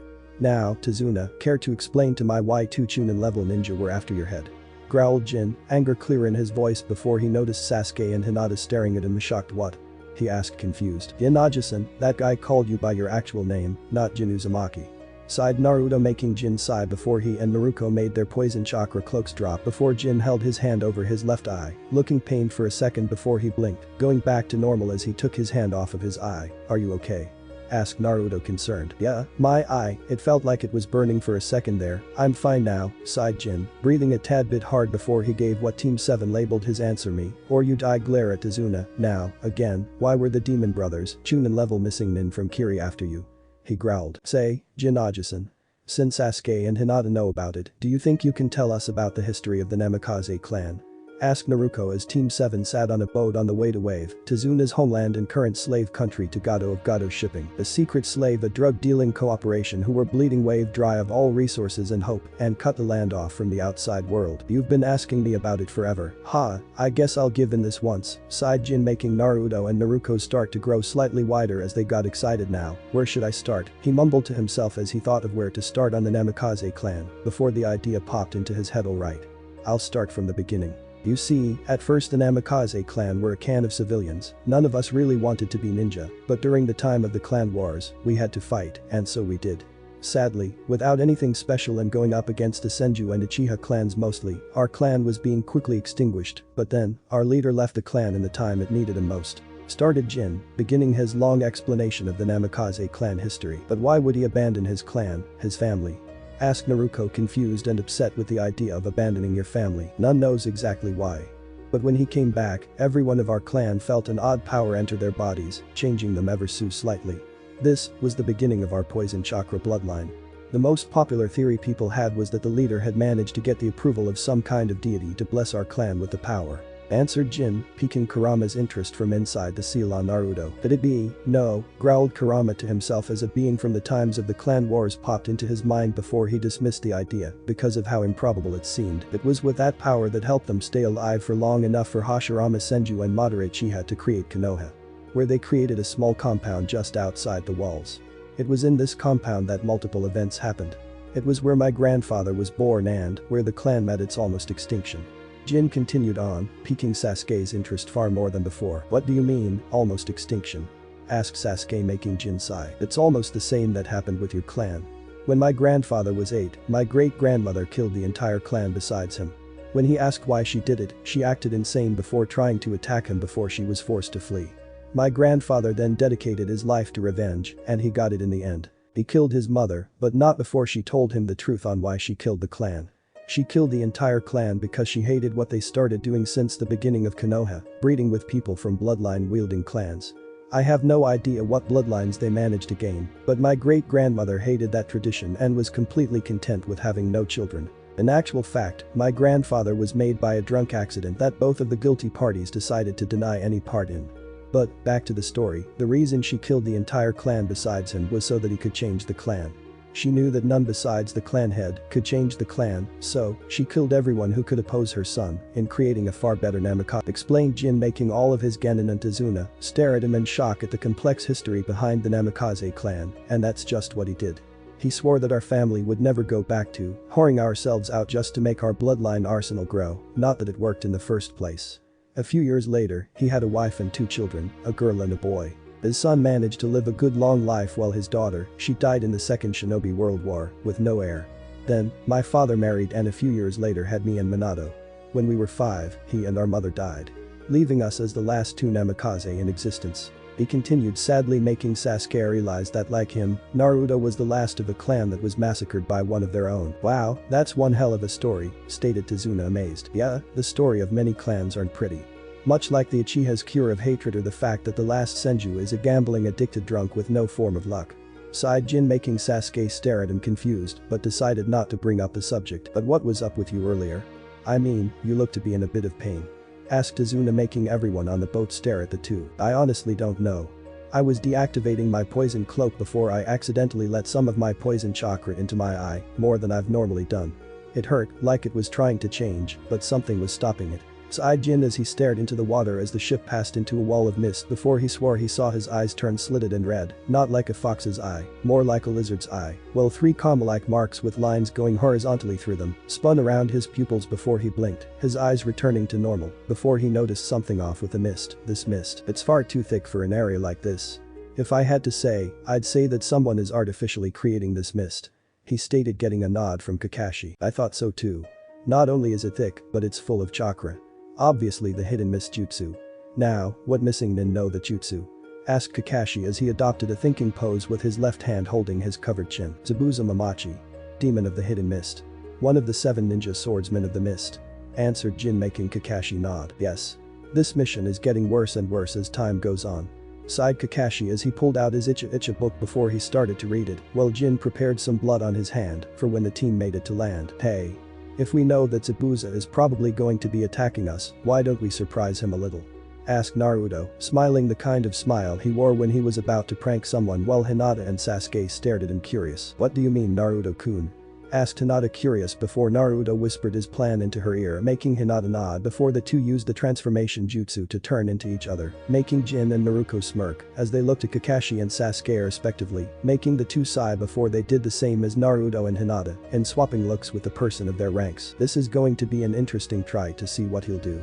Smirked Kakashi while Jin sighed to himself as he continued to read Icha. Just don't try to mock me with what you put under me, mask. Sighed Jin before he put his book away as the team made it to shore, making Kakashi slam his palm onto the ground, summoning Santo, who since the last time he was summoned, has gained a 6th tail, and had also grown a bit. Kakashi. How did you summon me? Asked Santo confused before he noticed that everyone was holding themselves differently and sensed a slight use of chakra from all 6 of them. I get it, you know an enemy is coming, so you decided to transform into each other to confuse them. He smirked, liking the idea as a kitsune. Yeah, I'm going to need you and Tabi to get to Hokage-sama back in Konoha to request backup. We are going against Zabuza Mamachi, and whoever else Gado of Gado shipping decides to hire to kill Tazuna. Stated Kakashi as he slammed his palm into the ground again, making a puff of smoke bigger than Santo as a yellow-furred 4-tailed fox appeared out of the smoke, yawning tiredly. What do you want? I was taking a nap, yawned Tabi before Santo hit him over the head with one of his tails. Ow. Wait, you're here to Santo? Tabi asked after rubbing his head gently with one of his tails. Yes. Jin-sama needs out assistance. So, we need to go. Sighed Santo before he and Tabi sped off back towards Konoha, running on the water as they did. You know.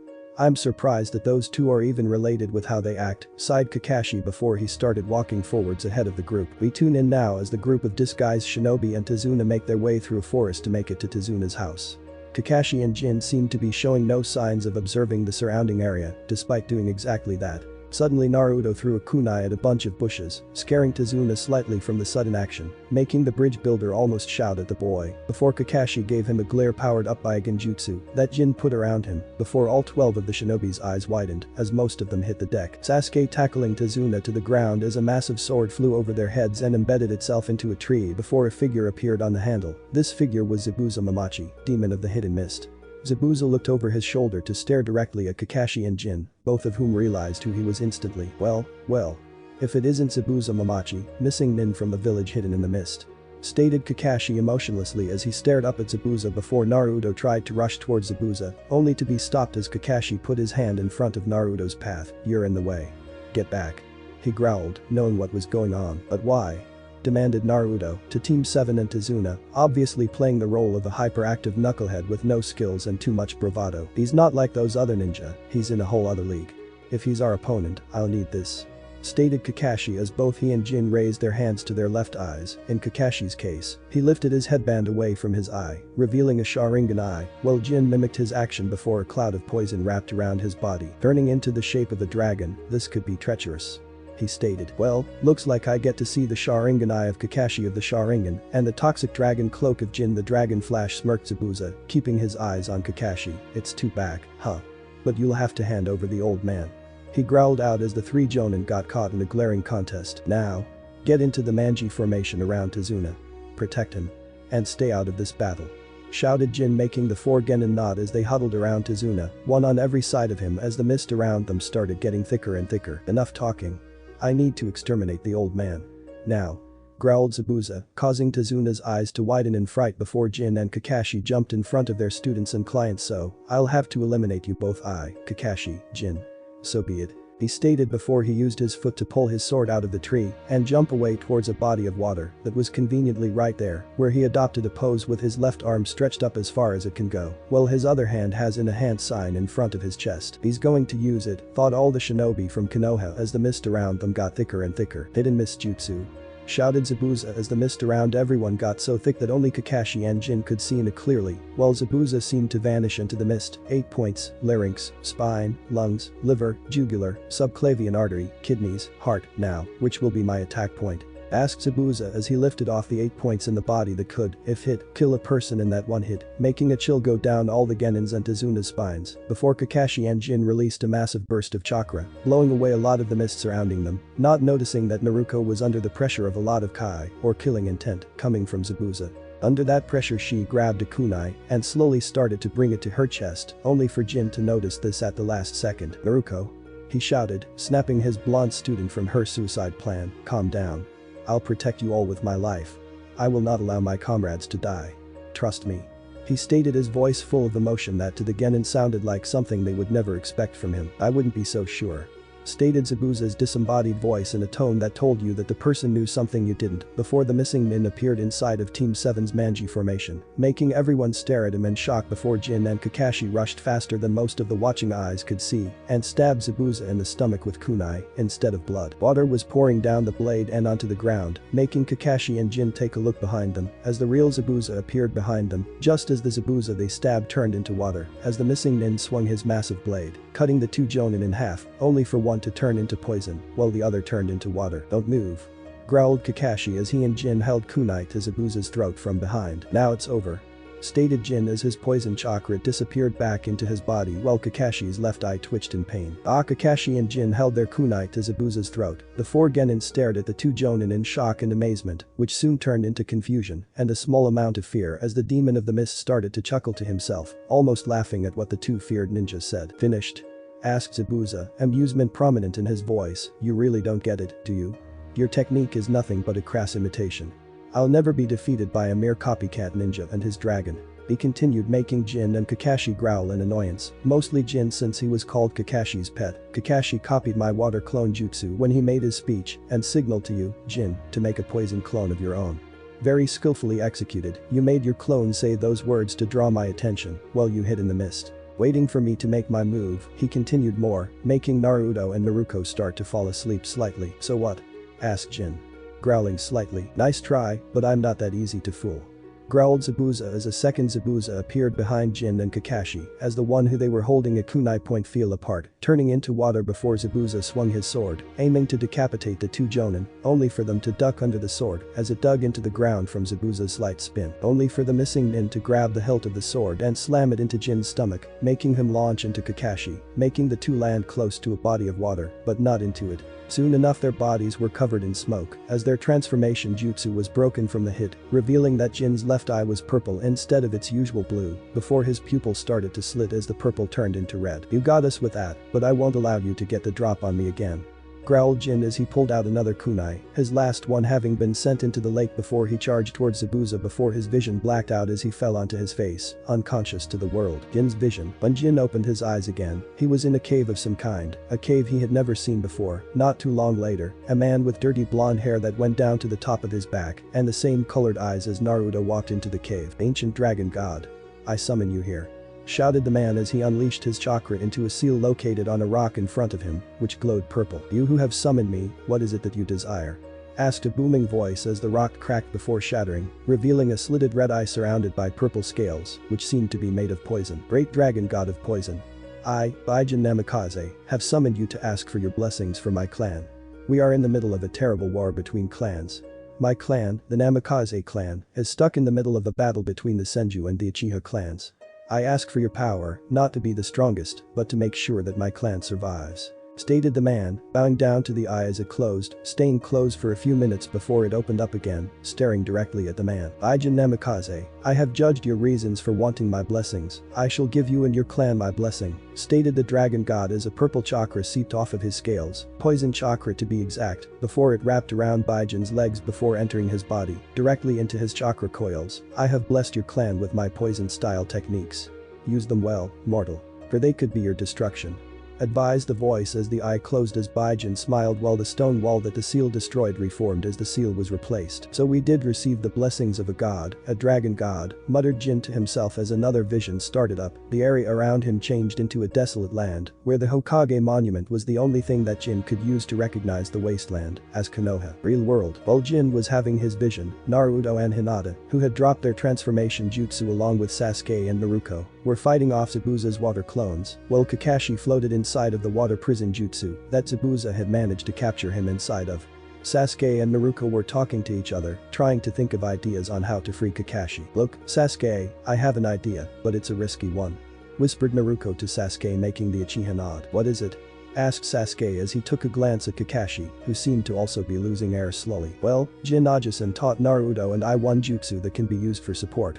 I'll use it to give you my chakra. You unleash the strongest attack you can do at the real Zabuza. When Zabuza uses a clone to get rid of it, I will run through the mist created and stab him in the arm, hopefully releasing Kakashi-sensei, explained Naruto, making Sasuke as Naruto put her arm on his back, using a jutsu known as poison style chakra transfer jutsu to give a good amount of her chakra towards Sasuke, whose eyes, unnoticed to everyone, started to change. Now Sasuke, Naruto shouted, making Sasuke recoil from the blonde shouting directly into his ears before he shook it off and used the first jutsu that came to his mind, how eyes turning purple with black circles in a ripple-like pattern around his pupil, before he said two words that would have Jarceus shitting his pants. Universal pull, shouted Sasuke as the force of gravity suddenly forced Zabuza to come flying towards Sasuke, dropping his jutsu in the process. While Naruto blinked surprised at the jutsu before she came back to her senses in time to shot a ball, a poison chakra at Zabuza's stomach, as Sasuke's eyes turned back to their usual onyx color before they changed to red with one tomo and two in the other. You damn brat, growled Zabuza, pissed off as he went to swing his massive sword at Sasuke and Naruto, only for a massive wall of poison to block the sword, while also making it start to rust slightly. You won't hurt them, growled a voice as Jin appeared directly behind Zabuza, covered in his poison cloak which was shaped like a dragon. The only difference from his normal appearance in the cloak is that his eyes were red, slitted, and had three tomo with horizontal lines going through them spinning around the pupil dangerously. I can see all of your moves, and I know a few new jutsu to help out, he growled as his chakra cloak gained a second tail which shot towards Zabuza, forcing the missing nin to jump away or get hit, only for him to jump in front of Kakashi, who had just finished a stream of hand signs. Water style, water dragon jutsu, shouted Kakashi as a dragon made of water shot out of the body of water he was previously trapped in before slamming into Zabuza's back, just in time for Naruto and Hinata to come in and kick him into the air, before Naruto and Sasuke went through hand signs as fast as they could. Blind style, great breakthrough jutsu, fire style, fireball jutsu, shouted the two as they fired their attacks next to each other, creating a massive plume of fire which gave Zabuza massive burns, before Jin grabbed him by the neck, his poison cloak focusing around the hand that wasn't around Zabuza's neck. This is the end, Zabuza.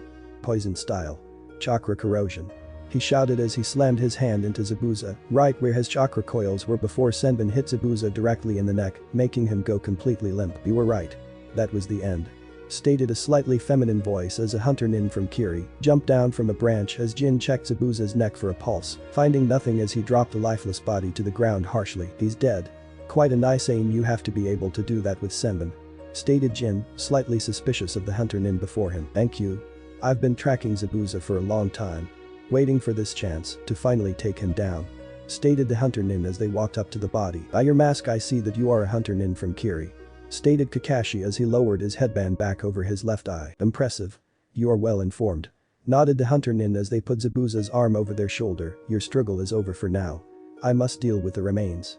There are many secrets in this body, they must not be allowed to get into the wrong hands. Please excuse me, they stated as they formed a one-handed hand sign before disappearing in a spiral of wind and leaves, just as two tendrils of poison chakra impacted the ground that the two were at. Where did they go?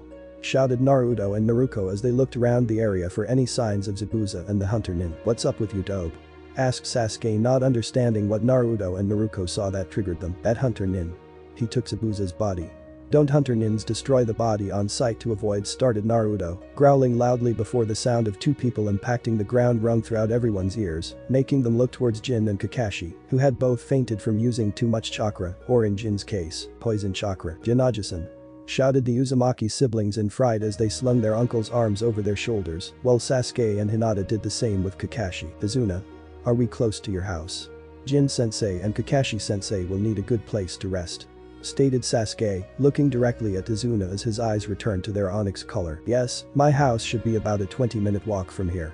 My daughter should be able to help those two, stated Izuna, making Sasuke nod as the group continued on, not noticing as a seal started glowing where Jin had originally fell over when he had his vision while in a cave under wave. A single eye opened up, revealing a slitted red eye. So, someone of the Namikaze managed to do that while I was asleep. I wonder, what will happen in that boy? The one who contains 3 powers from Hagoromo's time, the body, eyes and part of the chakra, all in one body.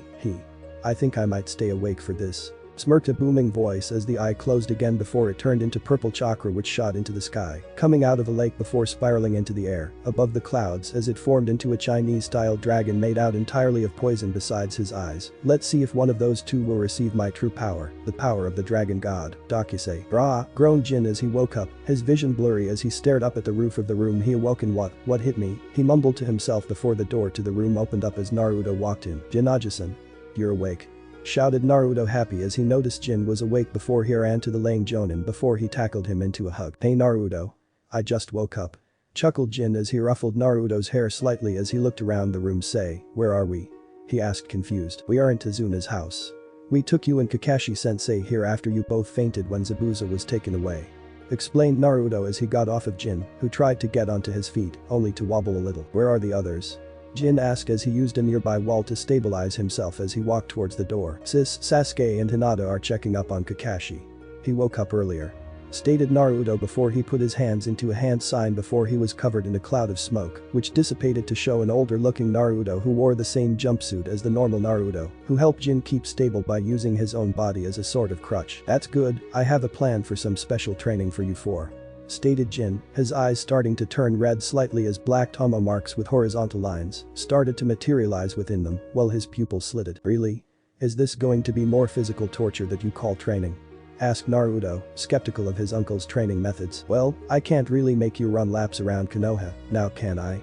Smirked Jin, making Naruto grumble to himself, while Jin noticed a slight strain of his poison chakra and cut the connection, making his eyes return to normal as the two walked into the same room as Kakashi and the other genin, who immediately got kunai ready at the sight of Naruto's current form piece. It's just Naruto using the Uzumaki style transformation jutsu, stated Jin calmly, making the genin put away their kunai. Jinnaji-san, are you okay?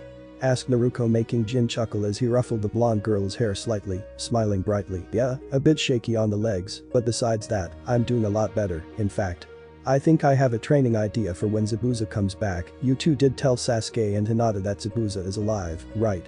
Replied Jin, asking one of the important questions. Yes, they told us while you were asleep, Jin-sensei, nodded Sasuke while Hinata checked up on Jin's chakra levels, noticing that it seemed to instinctually go to his eyes. Now, you three are coming with Naruto and me to some kind of nearby area to train, so you can do better when Zabuza comes back, stated Jin before he covered himself in his poison chakra, making a few tendrils of it hold onto his students' shoulders before he used Shunshin to transport them to a field of trees before he bit his finger before slamming it into the ground, making a white, eight-tailed kitsune appear in a puff of smoke. Who summoned me? Asked a vixen as she shook her fur slightly. I mean, who else could summon you, Hoyusha? Smirked Jin, sarcastically, making the kitsune roll her eyes, smiling slightly. Of course it would be you, Jinny, chuckled Hoyusha as she looked at Naruto for a little bit before nodding towards his stomach. Let me guess, you want to get the blondie to sign our summoning contract? She asked. Yes, and I was wondering if you could talk to the Phoenix and Dragon summoning clans, stated Jin, making Hoyusha's eyes widen in shock at the request. You do realize that those two clans have a fragile relationship with us, right? She asked, growling slightly. I know, but if my idea works then it might help out. I just need the contract holders, stated Jin, keeping his calm, making Hoyusha nod before she exploded into a puff of smoke, which reappeared 5 times bigger as Hoyusha appeared with a red, orange and yellow feathered phoenix that was the same size as Hinata, and a dark green and light green scaled wyvern that was the same size as Sasuke by her sides. Jin, these are the two you requested, Hoji Ryu of the Dragon summoning contract and Sora of the Phoenix summoning contract, stated Hoyusha simply as she walked up to Naruto, looking him up and down. Thank you. Now, Hojiryu-sama, Sora-sama. I ask of you to judge my students Hinata Hyuga and Sasuke Uchiha to see if Hinata is worthy of summoning phoenixes and Sasuke dragons. Stated Jin, bowing down onto one knee as the two contract holders stared at the Jonin before turning their gazes toward Sasuke and Hinata walking up towards the two, staring them right in the eyes. This, Hinata girl seems worth of summoning us of the Phoenix clan. Stated Sora as she pecked at the ground in front of Hinata, making a scroll appear in a plume of fire. I, Hojiryu of the Dragon Summoning Contract, allow Sasuke Uchiha to summon us of the Dragon Clan. Stated Hojiryu as he stomped on the ground in front of Sasuke, making a scroll rise up out of the ground. And I, Hoyusha of the Demon Fox Summoning Contract, allow Naruto Uzumaki Namikaze to summon us of the Demon Fox Contract. Hoyusha stated as she spat a bit of light at Naruto's feet, making a scroll appear in a flash of light. Great. Now, you three will need to sign your name into those contracts with your blood and put your fingerprint and your blood next to it. Instructed Jin, making his genin nod as they wrote their names in their blood in their respective contracts and add their, "Hey, Jin Ajasan, what about me? Why don't I get a contract?" asked Naruto, curious and slightly upset. Heh, Naruto, you have the Demon Fox contract as well. You're a clone of Naruto, after all. Chuckled Jin, making Naruto chuckle awkwardly at the fact she forgot about that little detail about herself. Now, I want you all to practice the summoning jutsu until you can reduce it to one hand sign or less. Just like how I no longer need hand signs to summon those of the Demon Fox clan. And remember, to summon an animal, you need to offer up a small amount of blood. A simple bite on the finger will do. He instructed towards the genin, who nodded as Naruto started gathering up all of his chakra, making a slight cloak of blue chakra appear around his body, making everyone stare at him as he bit his finger, just as bubbly red chakra stared to cover his body. What the hell? Asked Sora, shocked as she stared at the chakra Naruto was outputting before Jin's eyes widened as he fully realized what was going to happen. Naruto. Don't. Jin shouted in vain as Naruto slammed his hand onto the ground, making a mountain-sized plume of smoke appear before 9 large orange tails started poking out of the smoke as the area was filled with a sense of pure power as the smoke began to fade, leaving everyone wide-eyed and in fear of who was in front of them. Kurama, the 9-tailed demon fox. Ahahaha. You were an idiot, Naruto. Laughed Kurama evilly as he glared down at the terrified humans and Jin, who for the most part seemed to be staring at Kurama's neck. You really thought I wouldn't take the chance to force you to summon me? He asked, smirking as he started to open his mouth wide before his body stopped moving as if it was being constricted by a snake of some kind. Huh? So that's what happens. Smirked Jin before he pulled back his arm, pulling back a stream of poison chakra he had connected Kurama's neck. So, Kurama, did you know you have a collar on your neck now? Jin asked sarcastically as Kurama started to shake as the force of gravity multiplied on his body as his legs collapsed under him. What are you talking about, you filthy flesh bag? Growled Kurama in anger as everyone followed the poison collar to Kurama's neck, where it was indeed connected to a collar, one that was covered in what could only be a sealing formula. Well, Minato wasn't an idiot. He must have factored Naruto getting the Demon Fox contract and summoning you. From what I can tell, that sealing formula on the collar makes it that Naruto can manipulate the chakra that makes up your body slightly, and only when you are out of the seal like this. It seems like Naruto and Naruto and manipulate what you look like when summoned. Smirked Jin as he looked over Kurama's collar before he noticed the sadistic grin Naruto was giving him, and, I think I regret letting Naruto train with Anko, he muttered. You think? Asked Sasuke and Naruto sarcastically as Naruto shot a chakra chain out of her wrist towards Kurama's collar. Jin, I hate you, growled Kurama as he started glowing while Naruto giggled before the glow died down to reveal a woman with long red hair and rather sizable, assets. Naruto, why did you decide to do that? Asked Jin, his eyes closed. Because I could, and you have to admit that Kurama makes an attractive woe, started Naruto before she and her chakra chain disappeared in a puff of smoke, revealing that Naruto had dispelled her before he connected his chakra chain to Kurama's collar and returned him back to his normal form. I won't say this lightly, but thank you for that, brat. Growled Kurama, making Jin's eyes widen at what Kurama just said. Kyuubi. Don't thank me. I only did it because Naruto went too far too fast. I may want to understand you, but I won't be friendly to you at first either. You have a lot of blood on your paws, and I want to gain a mutual respect with you before trying to understand you. Stated Naruto, his voice devoid of emotion before Kurama started shrinking until he was the size of a horse. That being said, I want to give you a reason to try to respect me, so I'll let you out every now and then, if you promise not to hurt anyone, unless they attack you, deal? He asked, giving Kurama an almost face-splitting grin. Brat. Why should I give you a chance for my respect? You are my jail, the thing stopping me from having my freedom. growled Kurama, realizing that with the collar on his neck and Naruto's chain connected to it, he couldn't do anything to hurt the blonde-haired brat. Because Kurama, he's trying to understand you and bond with you unlike Kushina and Mito. Stated Jin as he got right up into Kurama's face, his eyes now different colors completely, his left eye green, while his right had turned yellow. I mean, besides accidentally plague your existence with Naruto, what has he done to harm you? He hasn't been chaining you up to a pole like Kushina did, is he? GRR. Fine. I'll give the brat a chance to earn my respect and I'll accept the deal he proposed. It's my best chance to get some freedom. Growled Kurama as he snarled slightly at the idea of accepting any deal from a human as Jin's eyes turned back to normal. That's the best I could hope from you, Kurama. You have enough pride to rival an Uchiha with a Sharingan. Chuckled Jin before he bit Jin on his left leg, piercing his skin and making him bleed. Ow. You stupid fox. Why did you bite me? He shouted, angry at the sudden attack. Do not compare me to that clan. Ever. Snarled Kurama, seriously pissed at Jin for dare comparing him to the Uchiha clan. Fine. Growled Jin as he limped back to Tazuna's house to bandage up his leg after he created a clone to help his students with the summoning jutsu, not noticing a stream of poison chakra flowing into a secret seal he placed on his stomach, hidden under his bloodline limit seal. As he finished patching up his leg, he started to medicate to go into his own mindscape to talk to a being that he had sealed inside of himself a while ago. When he opened his eyes again, he was in a world of beautiful forests, lakes, mountains, oceans, deserts and caves. He walked around before he noticed something that wasn't normally there. A swelling orb of poison was growing in one of the deserts of his mindscape. What is this? Jin asked confused as he neared the orb of poison chakra, just as it exploded outwards in a burst of poison, created a river of poison that flowed through the sky before it turned into Dakisei. Greetings Jin Namikaze. I am started Dakisei before he was interrupted by Jin, who was now bowing on one knee. Dakisei, dragon god of poison and the reason the Namikaze clan can use poison chakra. Finished Jin, making Dakisei blink in surprise that Jin knew him so well. Well, I guess you have been doing your research Jin Namikaze. Smirked Dakisei, slightly amused at Jin's knowledge. Sadly, I haven't done that much research into the history of the Namikaze clan, past what I have been told as almost everything else had been destroyed with the rest of the clan.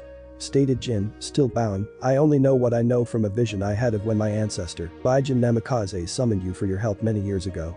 He explained making Dakisei nod in understanding. I understand.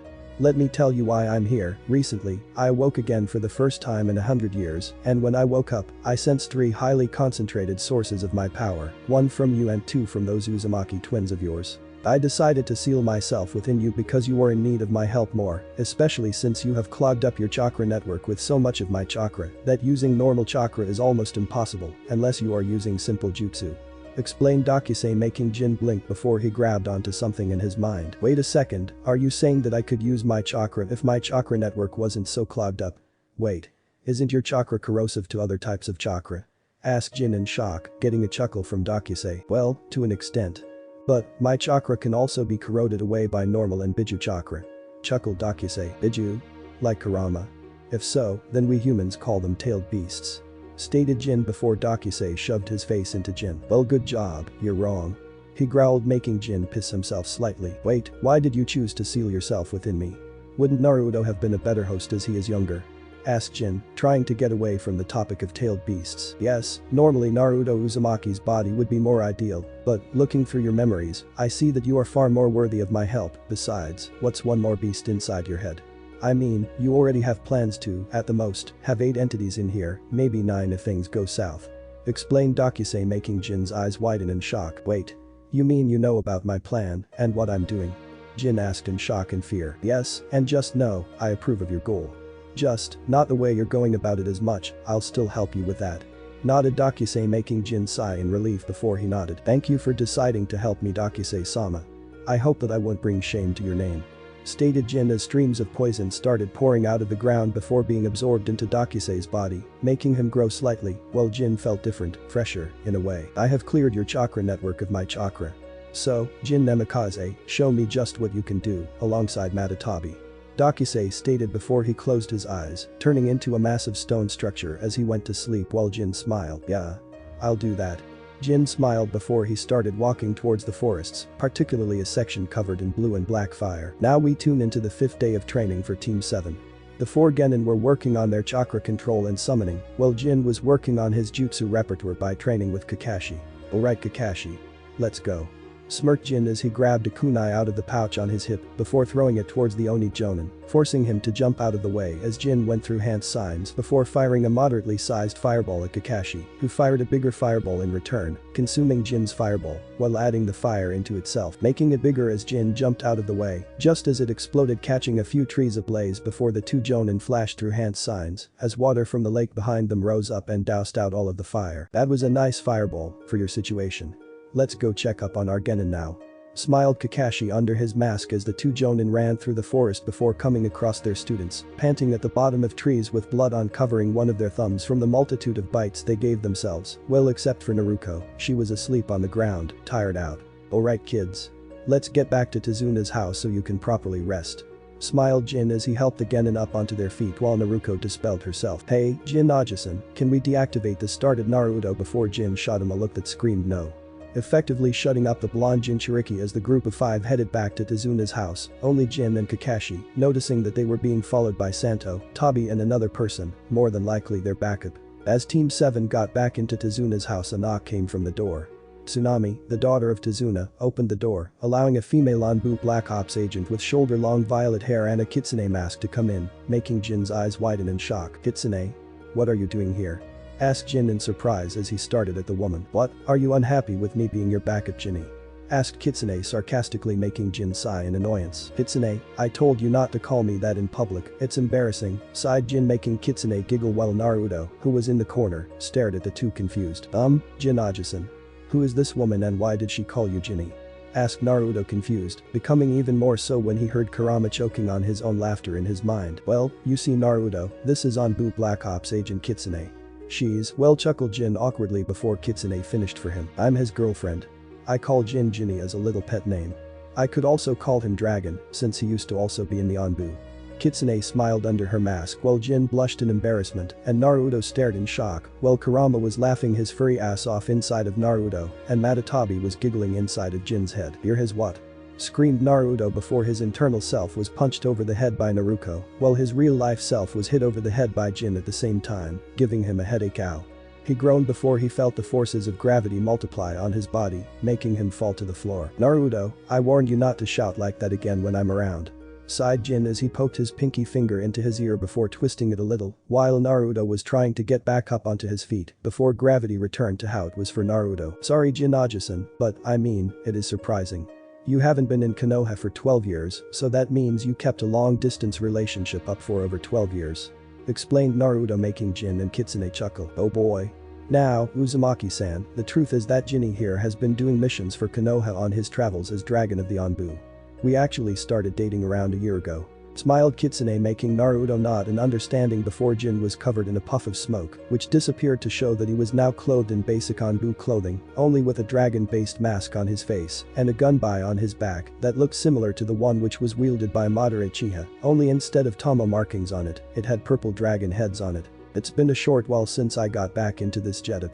Smirked Jin under his mask as he moved his arm around in its socket before he took off his mask, but I think it's time I leave that behind. Anbu Dragon was a mask I hid behind to hide from the pain of losing my family.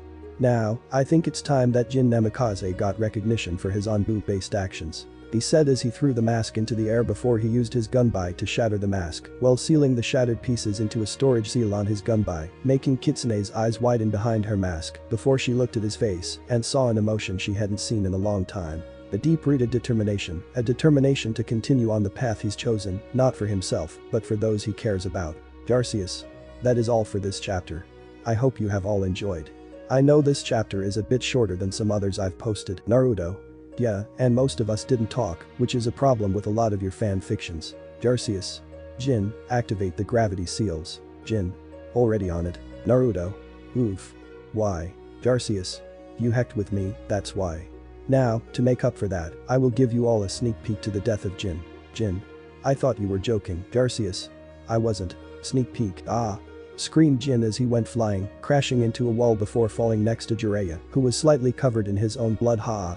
So, Jiraiya-sensei, how much chakra do you have left? Jin asked his sensei, panting hard as the tip of his nose, and his eyes returned to their normal color and forms, while the whiskers on his cheeks disappeared, signaling that his sage mode had run out of energy. Not much, I only have enough for one jutsu, panted Jiraiya, making Jin nod in understanding. Thought so, I only have enough energy left in me to get off one last normal jutsu before I have to go to my last resort. Jin stated, making Jiraiya look at him. This last resort of yours, what is it? Jiraiya asked, slightly afraid of the answer. It's nothing for you to worry about. Now, Jiraiya, one of us is going to survive this, and, can you please tell Team 7 that I'm sorry, asked Jin, making Jiraiya's eyes widen in shock. Are you insane? I'm not leaving you here. Shouted Jiraiya before Jin moved quickly, punching the toad sage in the stomach, effectively knocking him out in one attack. I'm sorry Jiraiya, I really am. Sighed Jin sadly as he used the Flying Thunder God jutsu on Jiraiya to transport him back to Konoha before he fell over onto his knees and stared up at the 6 paths of pain. Now do you see? You are powerless before God. Stated Pain emotionlessly, making Jin chuckle in mirth as he got up shakily onto his legs as he pressed his thumb over his heart, right on a tenketsu located there. A god you say, well, let's see how much of a god you are once I take out your Naraka path. Jin grinned as a green aura of sorts started forming around his body, while his skin started turning red from its increasing blood pressure, before the aura turned blue, as his hair started to rise up from the energy surrounding his body. The 8 inner gates. How pathetic. Stated Pain, just as emotionlessly as before the blue aura exploded into a blood red as Jin's skin started to darken ever so slightly. 8 inner gates. Gate of death. Open. Shouted Jin before he vanished from sight before grabbing Pain's Naraka path from behind with a bear hug. Sneak peek end. We tune in as Team 7, minus Naruto, and by extension Naruto, who is still sleeping at Tezuna's house. Kitsune and Tezuna are walking towards the bridge that Tezuna was building. As they got near it, they noticed that the builders who were working there already were unconscious on the ground, slightly groaning. Hold on. What the heck is this? Asked Tezuna in shock as the group of 6 looked at the unconscious workers. What happened? Someone was here, someone got to them. Shouted Tezuna in worry as a thick mist started to collect in the air, blocking a good deal of sight. I thought so. Sasuke, Hinata, get ready. Stated Jin as he pulled his gunbai off of his back in preparation for the incoming fight as the 2 genin pulled out kunai alongside Kakashi, while Kitsune pulled out a scythe from a seal on her arm, while Tezuna stood in between the 5 ninja, just as the group was surrounded by multiple copies of Zabuza. Sorry I kept you waiting. I see you got some backup and those brats too. Smirked one of the Zabuza as he pointed at Sasuke, who was shaking slightly, that one still shaking, pitiful. He smirked just as Sasuke smirked. I'm trembling with excitement. Sasuke stated simply before he disappeared, making all of the Zabuza that were surrounding them collapse into water, slashes going through their chests before they collapsed. Ooh, so you could see they were water clones, huh?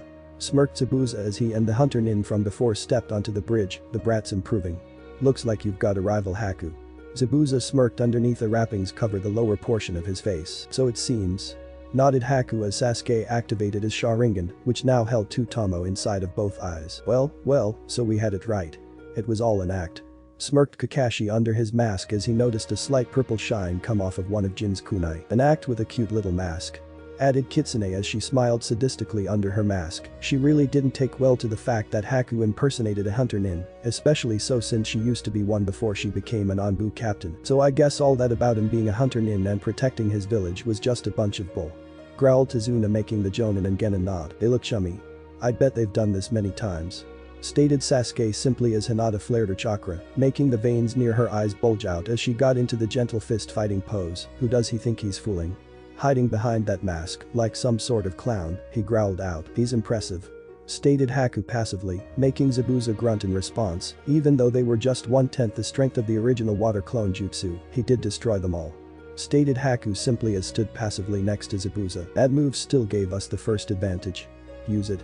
Growled back Zabuza, making Haku nod in understanding before he started spinning fast enough to make his body seem like a blur to Hinata, while the Jonin, Kitsune and Sasuke saw it completely as Haku span toward Sasuke, drawing a Senbon needle as he did so, before Sasuke blocked Haku's Senbon with his kunai. Hinata. Keep close to Tezuna, and if need be, use rotation to protect him. Stated Jin as he, Kakashi and Kitsune prepared to rush Zabuza. Sasuke will deal with that, Haku kid. He added as he noticed Sasuke and Haku trying to gain the upper hand on the other as they tried to force the other over, while the 2 Jonin and 1 Anbu rushed towards Zabuza. We want the bridge builder, not you. If you back down, I won't have to kill you. Stated Haku in his dislike of killing people, making Sasuke growl slightly. Save it. He growled out as he flared his chakra, making the force behind his push increase, only for Haku to increase his own, making the two stay at a stalemate. "You're making a mistake," stated Haku simply as he looked around his and Sasuke's feet, looking at the heavy amount of water that was there from the destroyed water clones. "You won't be able to keep up with my speed. I have two key advantages," Haku stated simply, making Sasuke smirk. "Yeah? What are they?" Sasuke asked arrogantly, something that Jin picked up from his fight with Zabuza. "Sasuke, what have I said about being arrogant?" Jin screamed, making some birds who decided to perch in nearby trees fly away, and Sasuke shiver in fear of his enraged sensei. "Well, first, we're surrounded by water. Second, I've blocked one of your hands, therefore you only have one free hand to defend yourself," Haku stated as he brought his other hand in front of his face, Sasuke doing the same as they both went through secret jutsu. "1,000 needles of death," Haku stated as he finished his hand signs while Sasuke continued his own ones. Haku then kicked up a massive amount of water which suspended itself in the air for a few seconds before it condensed and sharpened into a ring of razor-sharp eye senbon which flew at Sasuke just as he finished his hand signs. "Fire style.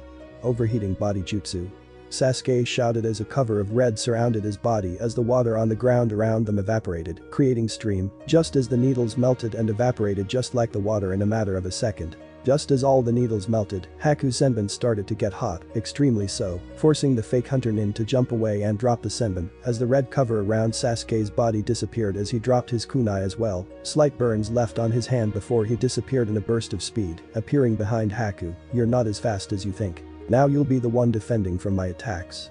He smirked as he pulled out another, cooler, kunai before he started attacking Haku, passing by Jin and Kitsune as they swiped their weapons at Zabuza at the same time, forcing the missing nin to block it with his massive sword before he was forced to jump away by Kakashi, who was about to stab him in the stomach with a kunai. "Kitsune. Now," shouted Jin as he and Kitsune used Zabuza's blade to jump further away, while keeping Zabuza in place for a little longer as they both weaved through hand signs. "Collaboration jutsu. Lightning storm dragon," shouted the couple as they made a dragon out of wind and a dragon out of electricity before sending it towards Zabuza, who dodged it, only for the two dragons to fuse behind him, making a black dragon that shot stray bolts of lightning out at random time that redirected itself to attack Zabuza again. "DRR. Water style. Water dragon jutsu," shouted Zabuza as a dragon made entirely of water shot out from the side of the bridge and hit the black dragon head-on, making it explode into a massive ball of lightning and thunder, blinding Zabuza, Kakashi, Jin, Kitsune, Tazuna and Hinata temporarily, giving Haku enough time to use a jutsu on Sasuke, trapping the Uchiha in a dome made entirely of ice mirrors before the masked boy walked into one of the mirrors, appearing in all of the mirrors at once before he started to barrage Sasuke with senbon from all directions. Sadly for the Uchiha, even though he could predict where and when Haku was going to attack, his last jutsu took a lot out of him, limiting what he could do as he was pelted by the barrage of senbon, some sticking out of his body while some went through his skin, making him bleed slightly. Some have said blood mixing into the water on the floor. Just as Haku was about to throw another set of senbon at Sasuke, two shurikens scratched across his mask, leaving a deep X-shaped cross over the middle of it, while also knocking him out of the mirrors on the outside, as two orange blurs rushed past him before kicking Zabuza in the face, just as he was about to slash at a still blinded Kakashi. "The Uzumaki twins are here," shouted Naruto excitedly while Naruto nodded slightly as she ran over to Hinata and Tazuna, getting a kunai out as well. "Those idiots, if they had stayed hidden it would have been more effective," growled Kakashi in his mind while Jin and Kitsune were smirking. "Alright.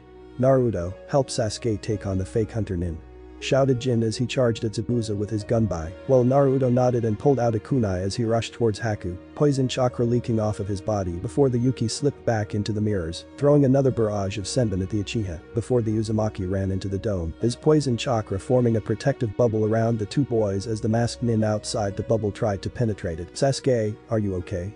Naruto asked concerned, noticing the state of his teammate, cuts all over his body and tears all through his shirt and pants. "Yeah. He's just playing with me. These cuts aren't deep and avoid all vital spots," growled Sasuke annoyed as he ate a soldier pill, feeling as his chakra flared back to its maximum levels. "Alright. But, we can get out of here easily. I mean, you haven't used fire style. Overheating body yet, have you?" Naruto smiled, making Sasuke growl and look away from the blonde. "I used it earlier to stop his 1,000 needles of death jutsu, and to make matters worse, my body hasn't fully cooled back down. If I use it again I'll get a fever," growled Sasuke annoyed, making Naruto growl himself. "Fine.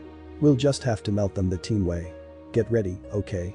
stated Naruto as the bubbles started to gain smaller bubbles on the sides as wind chakra was mixed into it, making it move and bubble up randomly as Sasuke grabbed a kunai, covering it with fire chakra before he threw it through the bubble, igniting it as it became a small fireball before Naruto manipulated the poison chakra inside of it to turn it into a small fiery tornado, which was starting to melt the mirrors around it.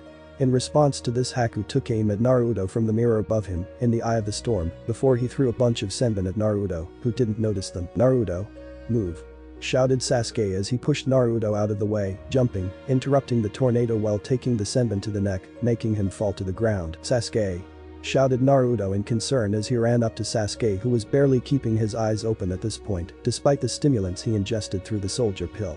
Meanwhile, outside of the dome, Zabuza managed to knock Jin's gunbai out of his hand, making it go flying off the edge of the bridge as Kitsune jumped over Jin and tried to slash at Zabuza with her scythe, only for Zabuza to block the strike. "You know, I found one main weakness with you scythe users," grinned Zabuza as he put chakra into his arm, making it stronger as he made a clean cut through Kitsune's side, taking the blade completely off before he kicked her away. "Take away the blade, and they can't fight anymore." Zabuza finished, smirking behind his wrappings before he noticed that Jin was laughing. "What's so funny?" he demanded angrily before something smashed into his face, knocking him over. While Kitsune is create with a scythe, the weapon she really shines with is a bow staff and other staff-based weapons. Jin smirked. "Now tell me, Zabuza, what is a scythe without a blade?" he asked, making the demon of the mist's eyes widen as he looked and saw Kitsune swinging the staff of her broken scythe around her body with an impressive amount of skill before she used it to jump into the air, before she used her hide in the air and her knee to knock the air out of Zabuza as she landed on him. "I'll tell you what it is, a staff," smiled Kitsune as she flipped back, using her staff to get further away from Zabuza before she froze along with Naruto, Hinata, Kakashi and Jin as they felt the evil power of Kurama. It was in the ice dome, where Naruto was, more specifically around Naruto, as he looked down at the dead body of Sasuke Uchiha. The cloak of red chakra starting to form around his body as it took the shape of a fox, one tail waving behind him before he opened his red eyes, each with a slitted pupil and one tomo in each eye. Everyone stared at Naruto in either shock, fear or a mixture of the two emotions. His red chakra started to change some of his other features, his whisker marks widening slightly, while darkening as his hair became wilder, and his canines and fingernails lengthened and grew sharper as his wounds healed, before similar red chakra started to come out of Naruto's stomach, making her grip her stomach strongly, before she exploded into a puff of smoke. "I'm gonna kill you," Naruto growled, his voice gaining a demonic edge to it as he dropped down onto all fours, like a fox would before he rushed towards one of Haku's mirrors, any senbon that Haku threw at him being deflected by Kurama's chakra.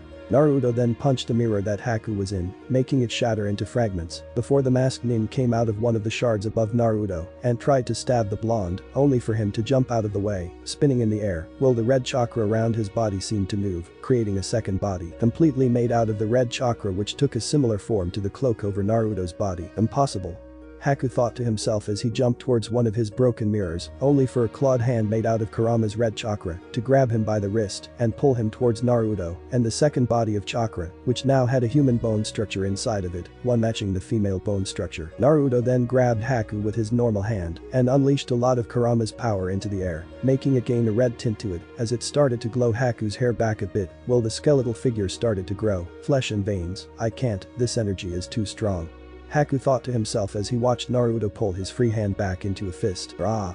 Naruto roared as his fist started covering itself with the wild and hateful energy from Kurama. Soon enough the chakra was so potent that Naruto's fist seemed to be a glowing ball at this point. The second figure was slowly gaining skin and eyes as it pulled its fist back as well, mimicking Naruto before the two punched Haku's mask at the same time, sending the ice-style user flying through one of his own mirrors, shattering it completely while the other mirrors started to crack, the same happening straight down Haku's mask as the left half of it flew off of his face as an enraged Naruto jumped towards him, intent on pounding his face into the ground as he stood up on his 2 feet, the other half of his mask slowly falling off of his face. "Zabuza, I am no match for this boy, I have failed you," Haku thought to himself sadly as he watched Naruto's fist approach his face, also noticing that the second figure that was created from the red chakra was in fact Naruto, who was now wearing a simple red kimono with a yellow fire coming off of the sleeves and bottom of it. "You're the guy from the forest," Naruto stated, his fist stopping just before Haku's face, the tail of his chakra cloak waving calmly behind him as it shrunk back into the rest of the cloak along with the ears, the same happening with the cloak around Naruto, who was still standing in the mirrors as they shattered completely. "Why do you not strike?"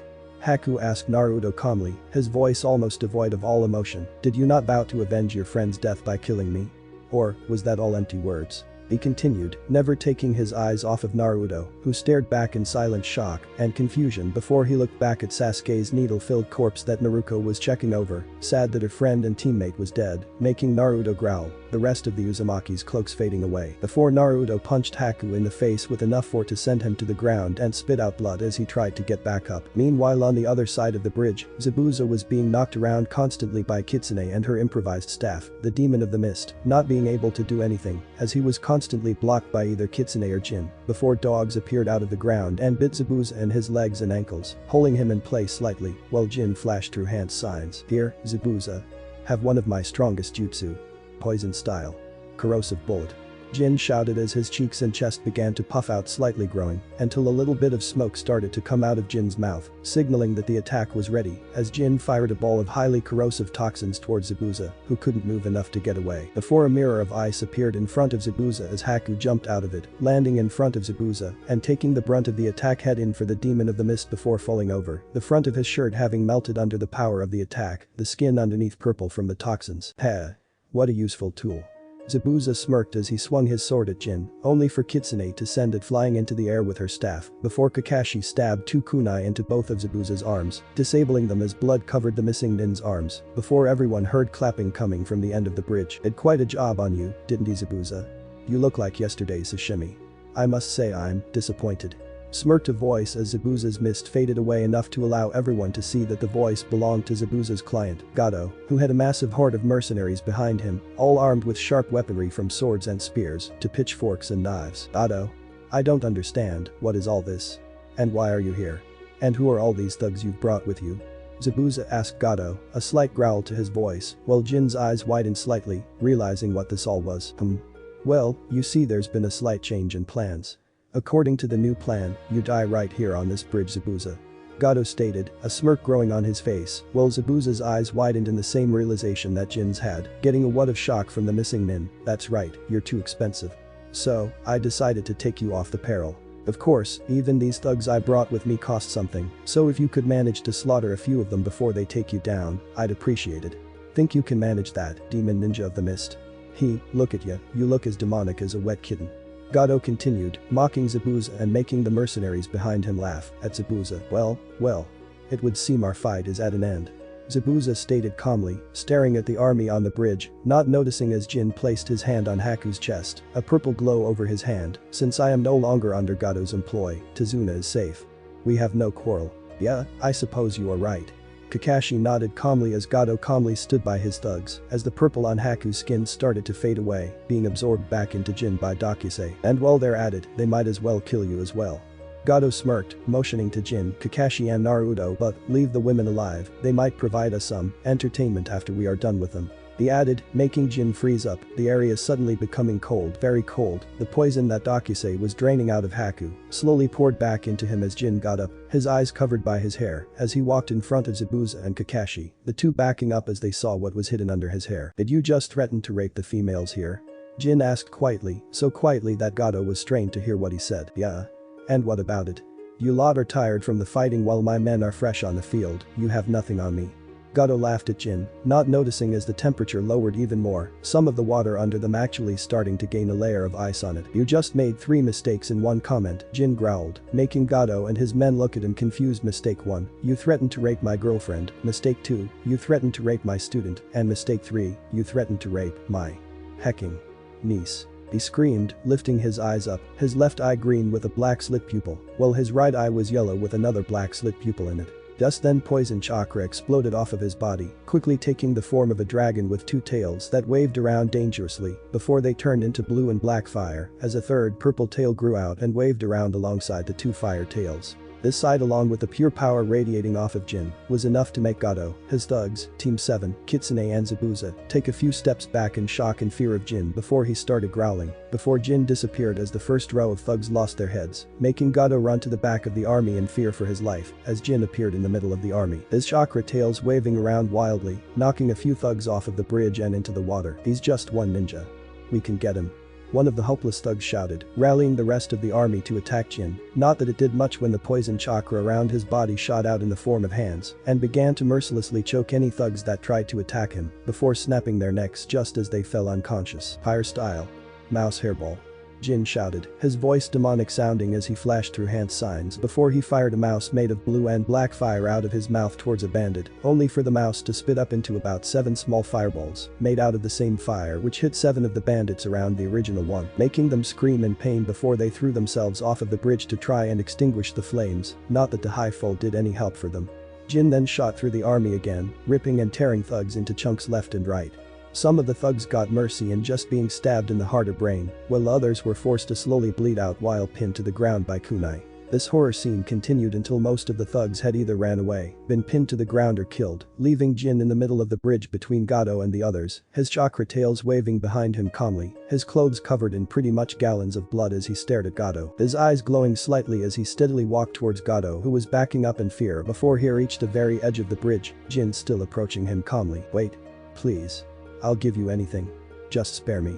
Gado shouted in fear, cowering as Jin got right up into his face, the ninja's eyes turning red as 3 tomo with horizontal lines through them formed in his eyes as the area around Gado started to lose its color, turning black and red, before Matatabi appeared behind Jin and roared at Gado, making him piss himself before Jin grabbed him by the neck. "Do you think I want anything from you?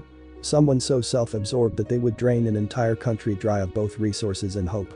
No, I have a much better idea in mind." Jin smirked evilly as he threw Gado towards Matatabi, who had her mouth wide open, ready to chomp down on the businessman, who was screaming in terror, with his eyes closed before he felt his body impact with the ground, making him open his eyes to see everything was back to its normal colors, as he tried to crawl away from Jin, only to bump into someone's leg.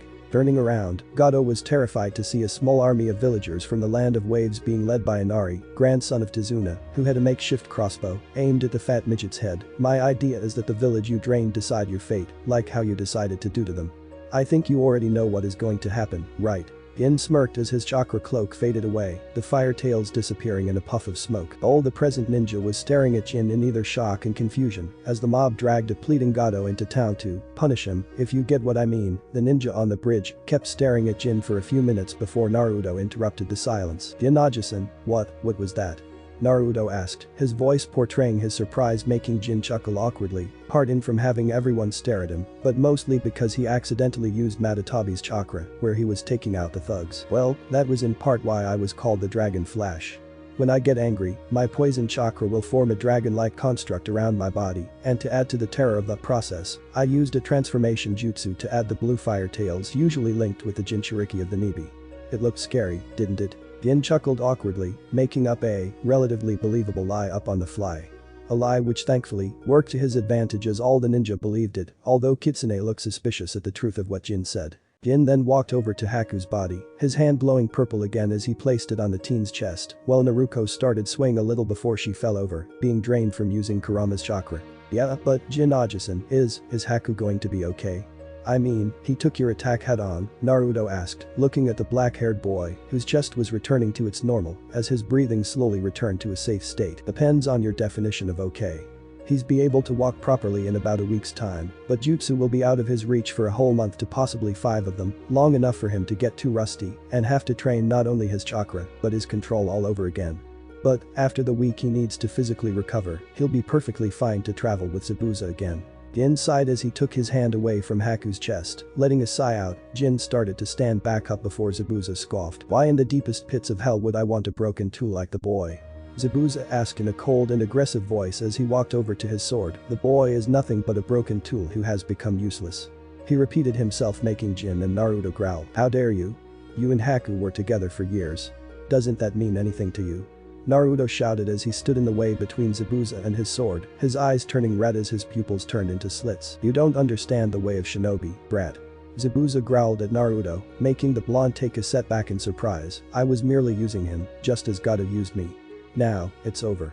His usefulness is at an end. The loss of his strength and skill, yes, that means something to me, but the boy? Nothing." Zabuza continued, making Naruto growl slightly under his breath as he glared at Zabuza. "If you mean that, you are an even bigger rat than I thought." Naruto shouted, making Kakashi move to stop Naruto from speaking, only for a wall of poison to stop him from doing so. Turning around, Kakashi saw Jin using his poison chakra to block the silver-haired Jonin's path, while shaking his head negatively, telling Kakashi to stop. "You ungrateful, after everything he did for you," Naruto continued, growling louder. "Haku lives for you. You are the most important person in the damn world to him. And he means absolutely nothing to you." nothing at all. While he was sacrificing everything for you, you never felt anything at all for him. That scares me, because, does that mean that if I become stronger, does that mean I'll eventually become as cold-hearted as you are? He almost threw his life away, and for what? For you and your dream? He never had a dream of his own, you never let him, but was he unhappy with that? No, he wasn't, he didn't even care, and you just toss him aside as if he was nothing, a broken tool, man, that's so hacked up. Naruto continued his rant, tears beginning to leak out of his eyes as the poison wall Jin put up slowly lowered, allowing Kakashi, Kitsune and Hinata to see that not only was Naruto crying, but so was Zabuza, the feared demon of the mist, a cold-hearted killer. Crying, because of a wet behind the ears Genin, and a truth he didn't want to acknowledge. You talk too much, Zabuza growled out, his head facing towards the ground, making Naruto look up at him, just in time to see the tears begin to slowly fall off of Zabuza's face, and onto the bridge below them, before Zabuza looked back over at Haku's unconscious body. Your words cut deep, kid, deeper than any blade. Well, he fought you, his heart was breaking in two, you see. Haku has and will always be too soft and too kind, he felt pain and sorrow, and now curse him, I feel them too, but, something else, I feel that, if I were to have died, I would be content. That was how it ends, Zabuza continued, making mortars begin to leak out of Naruto's eyes, before the missing nin walked closer to him. Well, cat got your tongue. Are you so surprised to discover I'm human? Even shinobi are human, no matter how hard we try to escape that simple fact, we always fail. Well, at least, I have failed. Zabuza continued as he looked at Naruto, before looking from Naruto to his sword, and then finally from his sword to his wounds, which continued to bleed. Boy, no Naruto. I want you to look after Haku from now on. I know as I am, I won't be able to do it for too long, and the damn brat deserves more than a life on the run. Zabuza requested before his eyes widened slightly as he started coughing out blood, a kunai sticking out of his back, just above his heart, making Naruto glare past Zabuza and to a thug who had somehow managed to survive despite losing an arm, and picked up a kunai that Jin had dropped when he tore through the group of thugs earlier, which was covered in poison. You were right, you won't last long. The thug smirked before he noticed the glares from all the conscious people around before Naruto growled. Grabbing the Kubikirabacho, Naruto rushed towards the thug and started spinning with a blade in his hand, red chakra covering his body as he became a form of spinning top of death as he neared the thug, who was frozen in fear for approximately 3 seconds before he was sliced into millions of little flesh ribbons by Naruto, who after spinning for a few more seconds, stopped before stumbling over to the edge of the bridge as he fell onto his butt, dizzy from spinning so much. Naruto? Are you okay? Jin asked as he walked over to his nephew, before the blonde genin turned to the side of the bridge and began to puke out what he ate for dinner out into the water and onto one of the floating bodies. Gross. All Jin could do was sit next to his nephew and pat him on the back as he continued to puke while Zabuza stared at them and his sword. Brat, Zabuza mumbled before he started coughing, making Naruto look towards the missing nin. I know I won't have long, even if your uncle gets the poison out of me, I'll probably go into a coma, be in the same situation as Haku, or die, but I have to say that you surprised me. And I think the Kubikirabacho would do better in your hands than in anyone else's. Going off of the fact that you were able to use it so easily, and it might give you something to grow into, he continued, coughing up blood every now and then, as Jin put his hand on the demon ninja's back, as it glowed purple for a second before he sighed. You were right about you dying, Zabuza, I'm sorry to say, but the poison has already reached your heart. As it is now, you would most certainly die, and if not you would either be disabled for life or in a coma. Neither are things that would go well for you, but there is one last thing I can do for you, give you an honorable sounding death. Jin sighed, smiling sadly at the end of his talk as he tossed a kunai into the air, making Zabuza grab it weakly in his mouth as he coughed again and smirked as Jin tapped his stomach, making Zabuza stab Jin in the stomach, wounding him, but not in a vital area, before Jin stabbed Zabuza in the back with a kunai, directly impacting his right lung. Death to the dragon flash. Sounds better on a tombstone than dying to a bandit. Zabuza smirked as he fell to the ground, the last of his life leaving his eyes as his eyes closed and his body went limp, death taking Zabuza into its cold embrace as he let out one final cough of blood. May your soul find forgiveness on the other side, Zabuza Mamachi, demon of the hidden mist. Jin sighed sadly as he stared down at Zabuza's body. Alright team. Head back to Tezuna's house. Naruto, you'll carry Sasuke while Hinata, you carry Naruto. Kakashi and I will carry Zabuza's body so he can have an honorable burial, while you carry Haku back to Tezuna's house so he can get checked up a little better. I only did a diagnostics on what my poison chakra did, I have no idea if he got any more injuries from the fight. He continued, getting nods from his conscious students while he picks up Zabuza's dead body, Kakashi helping him by grabbing the Kubikirabacho, placing it on his back, and then lifting up Zabuza's right side.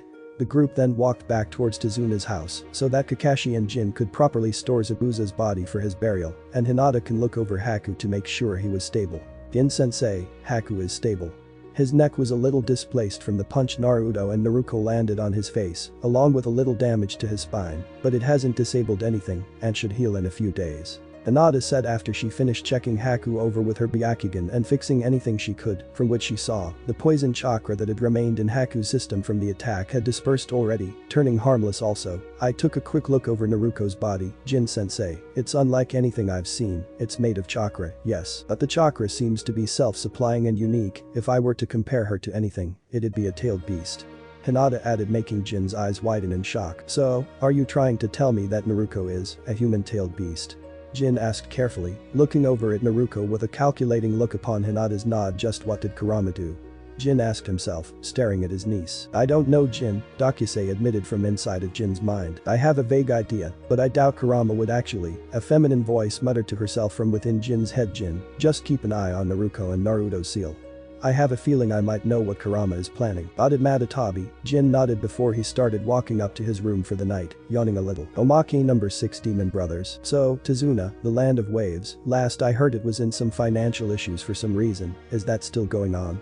Jin asked Tazuna as the bridge builder and Team 7 walked down a path leading towards the land of waves. Yeah. We barely got enough money together for me to get this mission. This aren't really good in wave. Tazuna nodded, trying to hide the slight amount of fear he was feeling, as Jin nodded before stopping and staring at 2 puddles on the road. This made everyone else stop as well, following his line of sight to the puddles as the genin of Team 7 started to slowly go through some hand signs. Fire style. Fireball jutsu. Wind style. Great breakthrough jutsu. The 2 male genin shouted out as they fired their respective jutsu, which combined into a massive blast of fire, which quickly engulfed one of the puddles, while the other puddle turned into a masked ninja, who stared at the other puddle in shock as the fires died down to reveal a charred body, which almost made the genin puke. Tazuna had no problem doing so on the other hand. Before the nin could get a workout, Naruto ran up to him and formed on hand sign, which had Naruto ducking for cover. Hit the deck. Naruto shouted as he hid behind a tree, quickly making Sasuke, Kakashi, Jin and Tazuna do the same, while Hinata rolled her eyes a little. Sexy jutsu. Naruto shouted before she was covered in a puff of smoke, which soon dissipated to reveal an older Naruto, who was almost completely nude besides smoke that covered her more private parts. This got an immediate reaction in the nin's pants and nose, as he was blasted away by a nosebleed, rendering him unconscious on the ground. Hinata then walked up to the downed nin and disabled his tenketsu, sighing loudly. Naruto, I will only say this once, that sexy jutsu of yours is dangerous. Sasuke shuddered a little, not even wanting to think of what that could do to more perverted enemies. Yeah, and to think, it can be used with shadow clones. Naruto nodded, while Naruto turned towards the 2 boys, smirking and making a peace sign. Omaki number 7 and Ari meeting. They're just going to die, sighed Inari. Tazuna's grandson is he. The rest of his family, Team 7 and Kitsune sat down at a table, eating food. Kid, ninja are made of far stronger stuff than civilians. We won't die that easily. Jin sighed, seeing a look in the child's eyes that showed a broken spirit. You lot come in, talk about being strong and laughing to each other, you know nothing of pain. Inari growled back at Jin, making all the shinobi at the table freeze and look over at Naruto, who had a thin layer of red chakra coating his body, just enough to barely be visible. You pathetic little pansy, we don't know pain you say. Tell me, what do you know about us?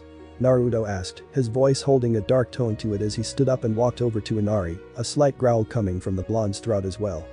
Inari began to stutter, getting scared as he stared into Naruto's eyes, which were red, his whisker marks being more pronounced before the blonde picked up the young child by the front of his shirt with one hand, lifting him up until the 2 were eye level. Let me tell you something, brat. There are a few people in this room who have had things worse than you. Want me to count them off? First, there is Sasuke Uchiha over there. He had his entire clan murdered in one night by guess who? His older brother. Naruto started, pointing towards the last Uchiha of Konoha, before he started going through one-handed hand signs, making Sasuke's eyes widen. Naruto. Don't do it. That brat isn't worth using that technique. Sasuke shouted towards his blonde teammate and rival, the trauma that Sasuke attained from the technique Naruto was about to use coming back to him as Naruto finished his hand signs. Namikaze secret taijutsu. Jin's therapy special. Naruto shouted as he slapped Inari across the face, making the child cry out. So, tell me. Does Sasuke know nothing of pain? Naruto shouted before he slapped Inari more. No. Inari shouted, tears coming from his eyes as he was slapped more. You're goddamn right. Now. Let's move on to Jin. Years ago, he was told that every single family member he had left in this world, his brother, his sister-in-law and his nephew all died in one night. He then learnt, after years of traveling around the world, that his nephew was alive and in Konoha. Tell me, does the loss of loved ones not equal pain? Naruto continued, slapping the poor kid more. Sadly, Naruto didn't give Inari any time to reply before he continued, and then there is Naruko. She owns her whole existence to me messing up the transformation jutsu and instead using the Uzumaki version of it. As such, the only way for her to live is through a shadow clone of me. That stops her from actually enjoying herself in fear of being dispelled, embarrassing me, or getting my ass handed to me for supposedly being a pervert, as I get the memories she makes when she dispels. Naruto continued his barrage, still slapping Inari. Please, stop this. Tsunami, Tazuna's daughter, pleaded as Naruto pulled his hand back to slap Inari once more, only for Jin to grab his wrist and shake his head. Naruto, calm down. You have done enough. I think Inari has gotten the message, drop him and leave. Destroy a few trees or something. Jin advised Naruto, making the young Uzumaki growl before his eyes slowly reverted back to their normal blue state as he dropped Inari and walked towards the front door, opening it before walking out.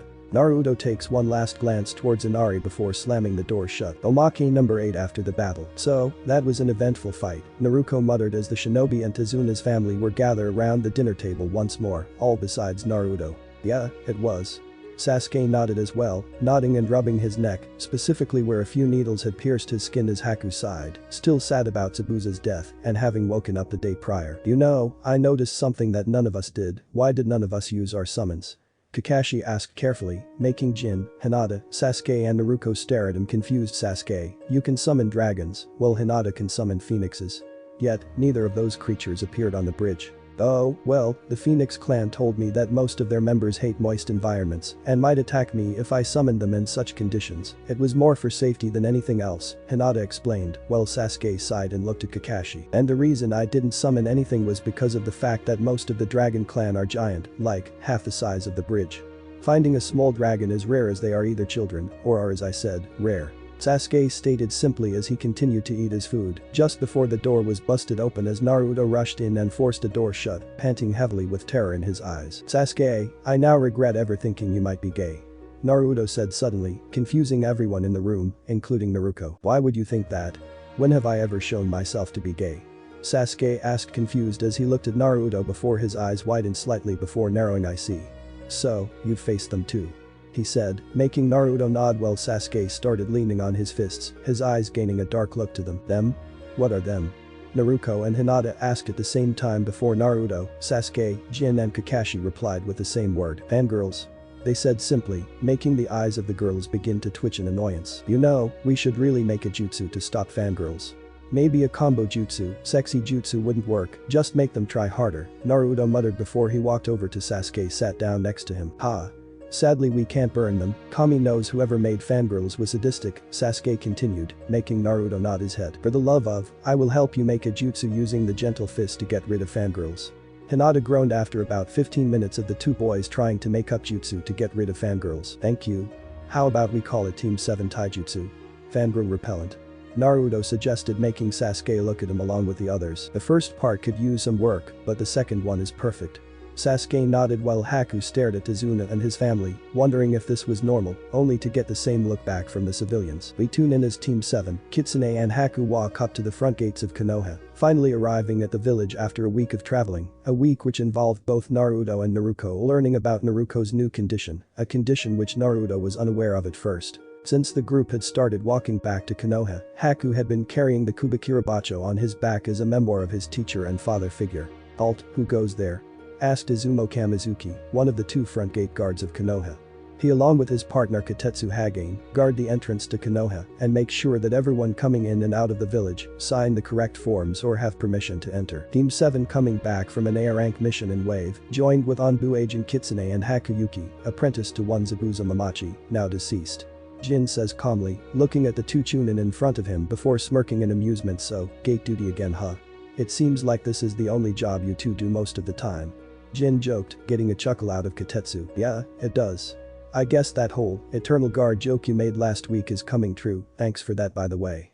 Katetsu joked back before Izumo coughed, getting attention back towards him. Now, Ms. Yuki, please fill out this form. Izumo said, handing a form towards Haku, who quietly and quickly filled it out before handing it back to the Chunin, not saying anything about how the Chunin called Haku by the wrong phrase. Alright, everything seems to be in order. You may go in now. Izumo nodded, making the members of Team 7 nod along with their extras, only for Haku to stop a few steps forward and look back at the two gate guards. By the way, I'm a boy. Haku stated, smiling politely as he walked away, leaving one gaping Chunin and another one laughing at his friend's reaction and mistake. Once far enough into Konoha, Jin turned around to face the rest of the group. Alright, Kakashi, Kitsune, Haku, and I will go to the Hokage to see about getting him a Konoha citizenship, mainly because you practically begged us to do so. Naruto, Jin started, making Naruto chuckle lightly and rub the back of his head awkwardly at being called out. Oh, and Naruto as well. I will never understand you two, I swear. Anyway, getting back on track, Sasuke, Hinata, Naruto, Naruto, you four can go off and do your own things for now.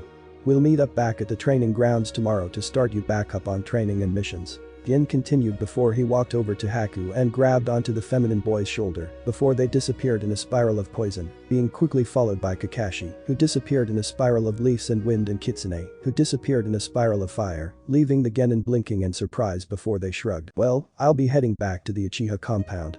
I might see if I can get the place cleaned up. I haven't really done that ever since. Well, you three know, Sasuke said awkwardly, despite his much needed attitude adjustment, thanks to Jin's harsh training and the Jin therapy special being used on him repeatedly, he was still unused to interacting with other people, even his own team. I'll be thinking on that anti-fangirl jutsu for us to make.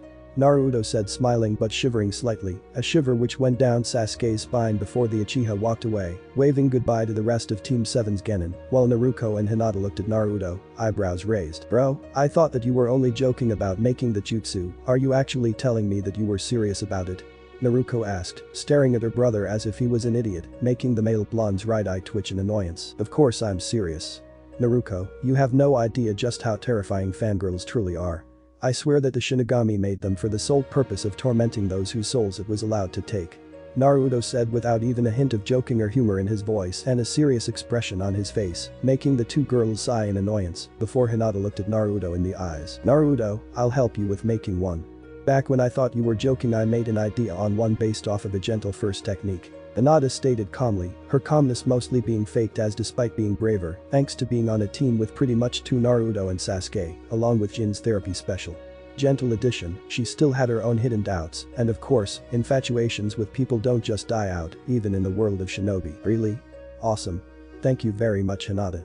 Naruto shouted happily, hugging the lavender-haired girl, making her face go scarlet from the blush that rapidly covered it. Thankfully for her, she didn't faint from the close contact before Naruto split the two up, rolling her eyes slightly. While you three do all of that, I will go and get some more shinobi-appropriate clothing, because this kimono of mine isn't really well equipped for battle.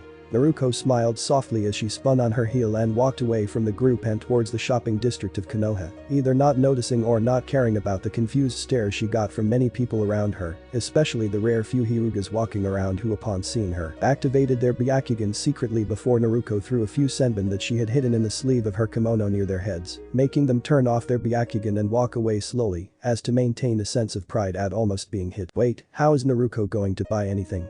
She doesn't have any money, Sasuke asked confused while Naruto checked his wallet, his right eye twitching repeatedly as he stared at the lack of money in it, revealing just how Naruto planned to pay, using her brother's money. Naruto, I will get you for this. Naruto shouted, his voice echoing throughout the village, while Naruto giggled to herself. And in the Hokage's office, Jin, Hiruzen and Kitsune sighed while shaking their heads. Thanks for watching. If you enjoyed the story, make sure to share this video with friends, it'll really mean a lot to me. Until next time.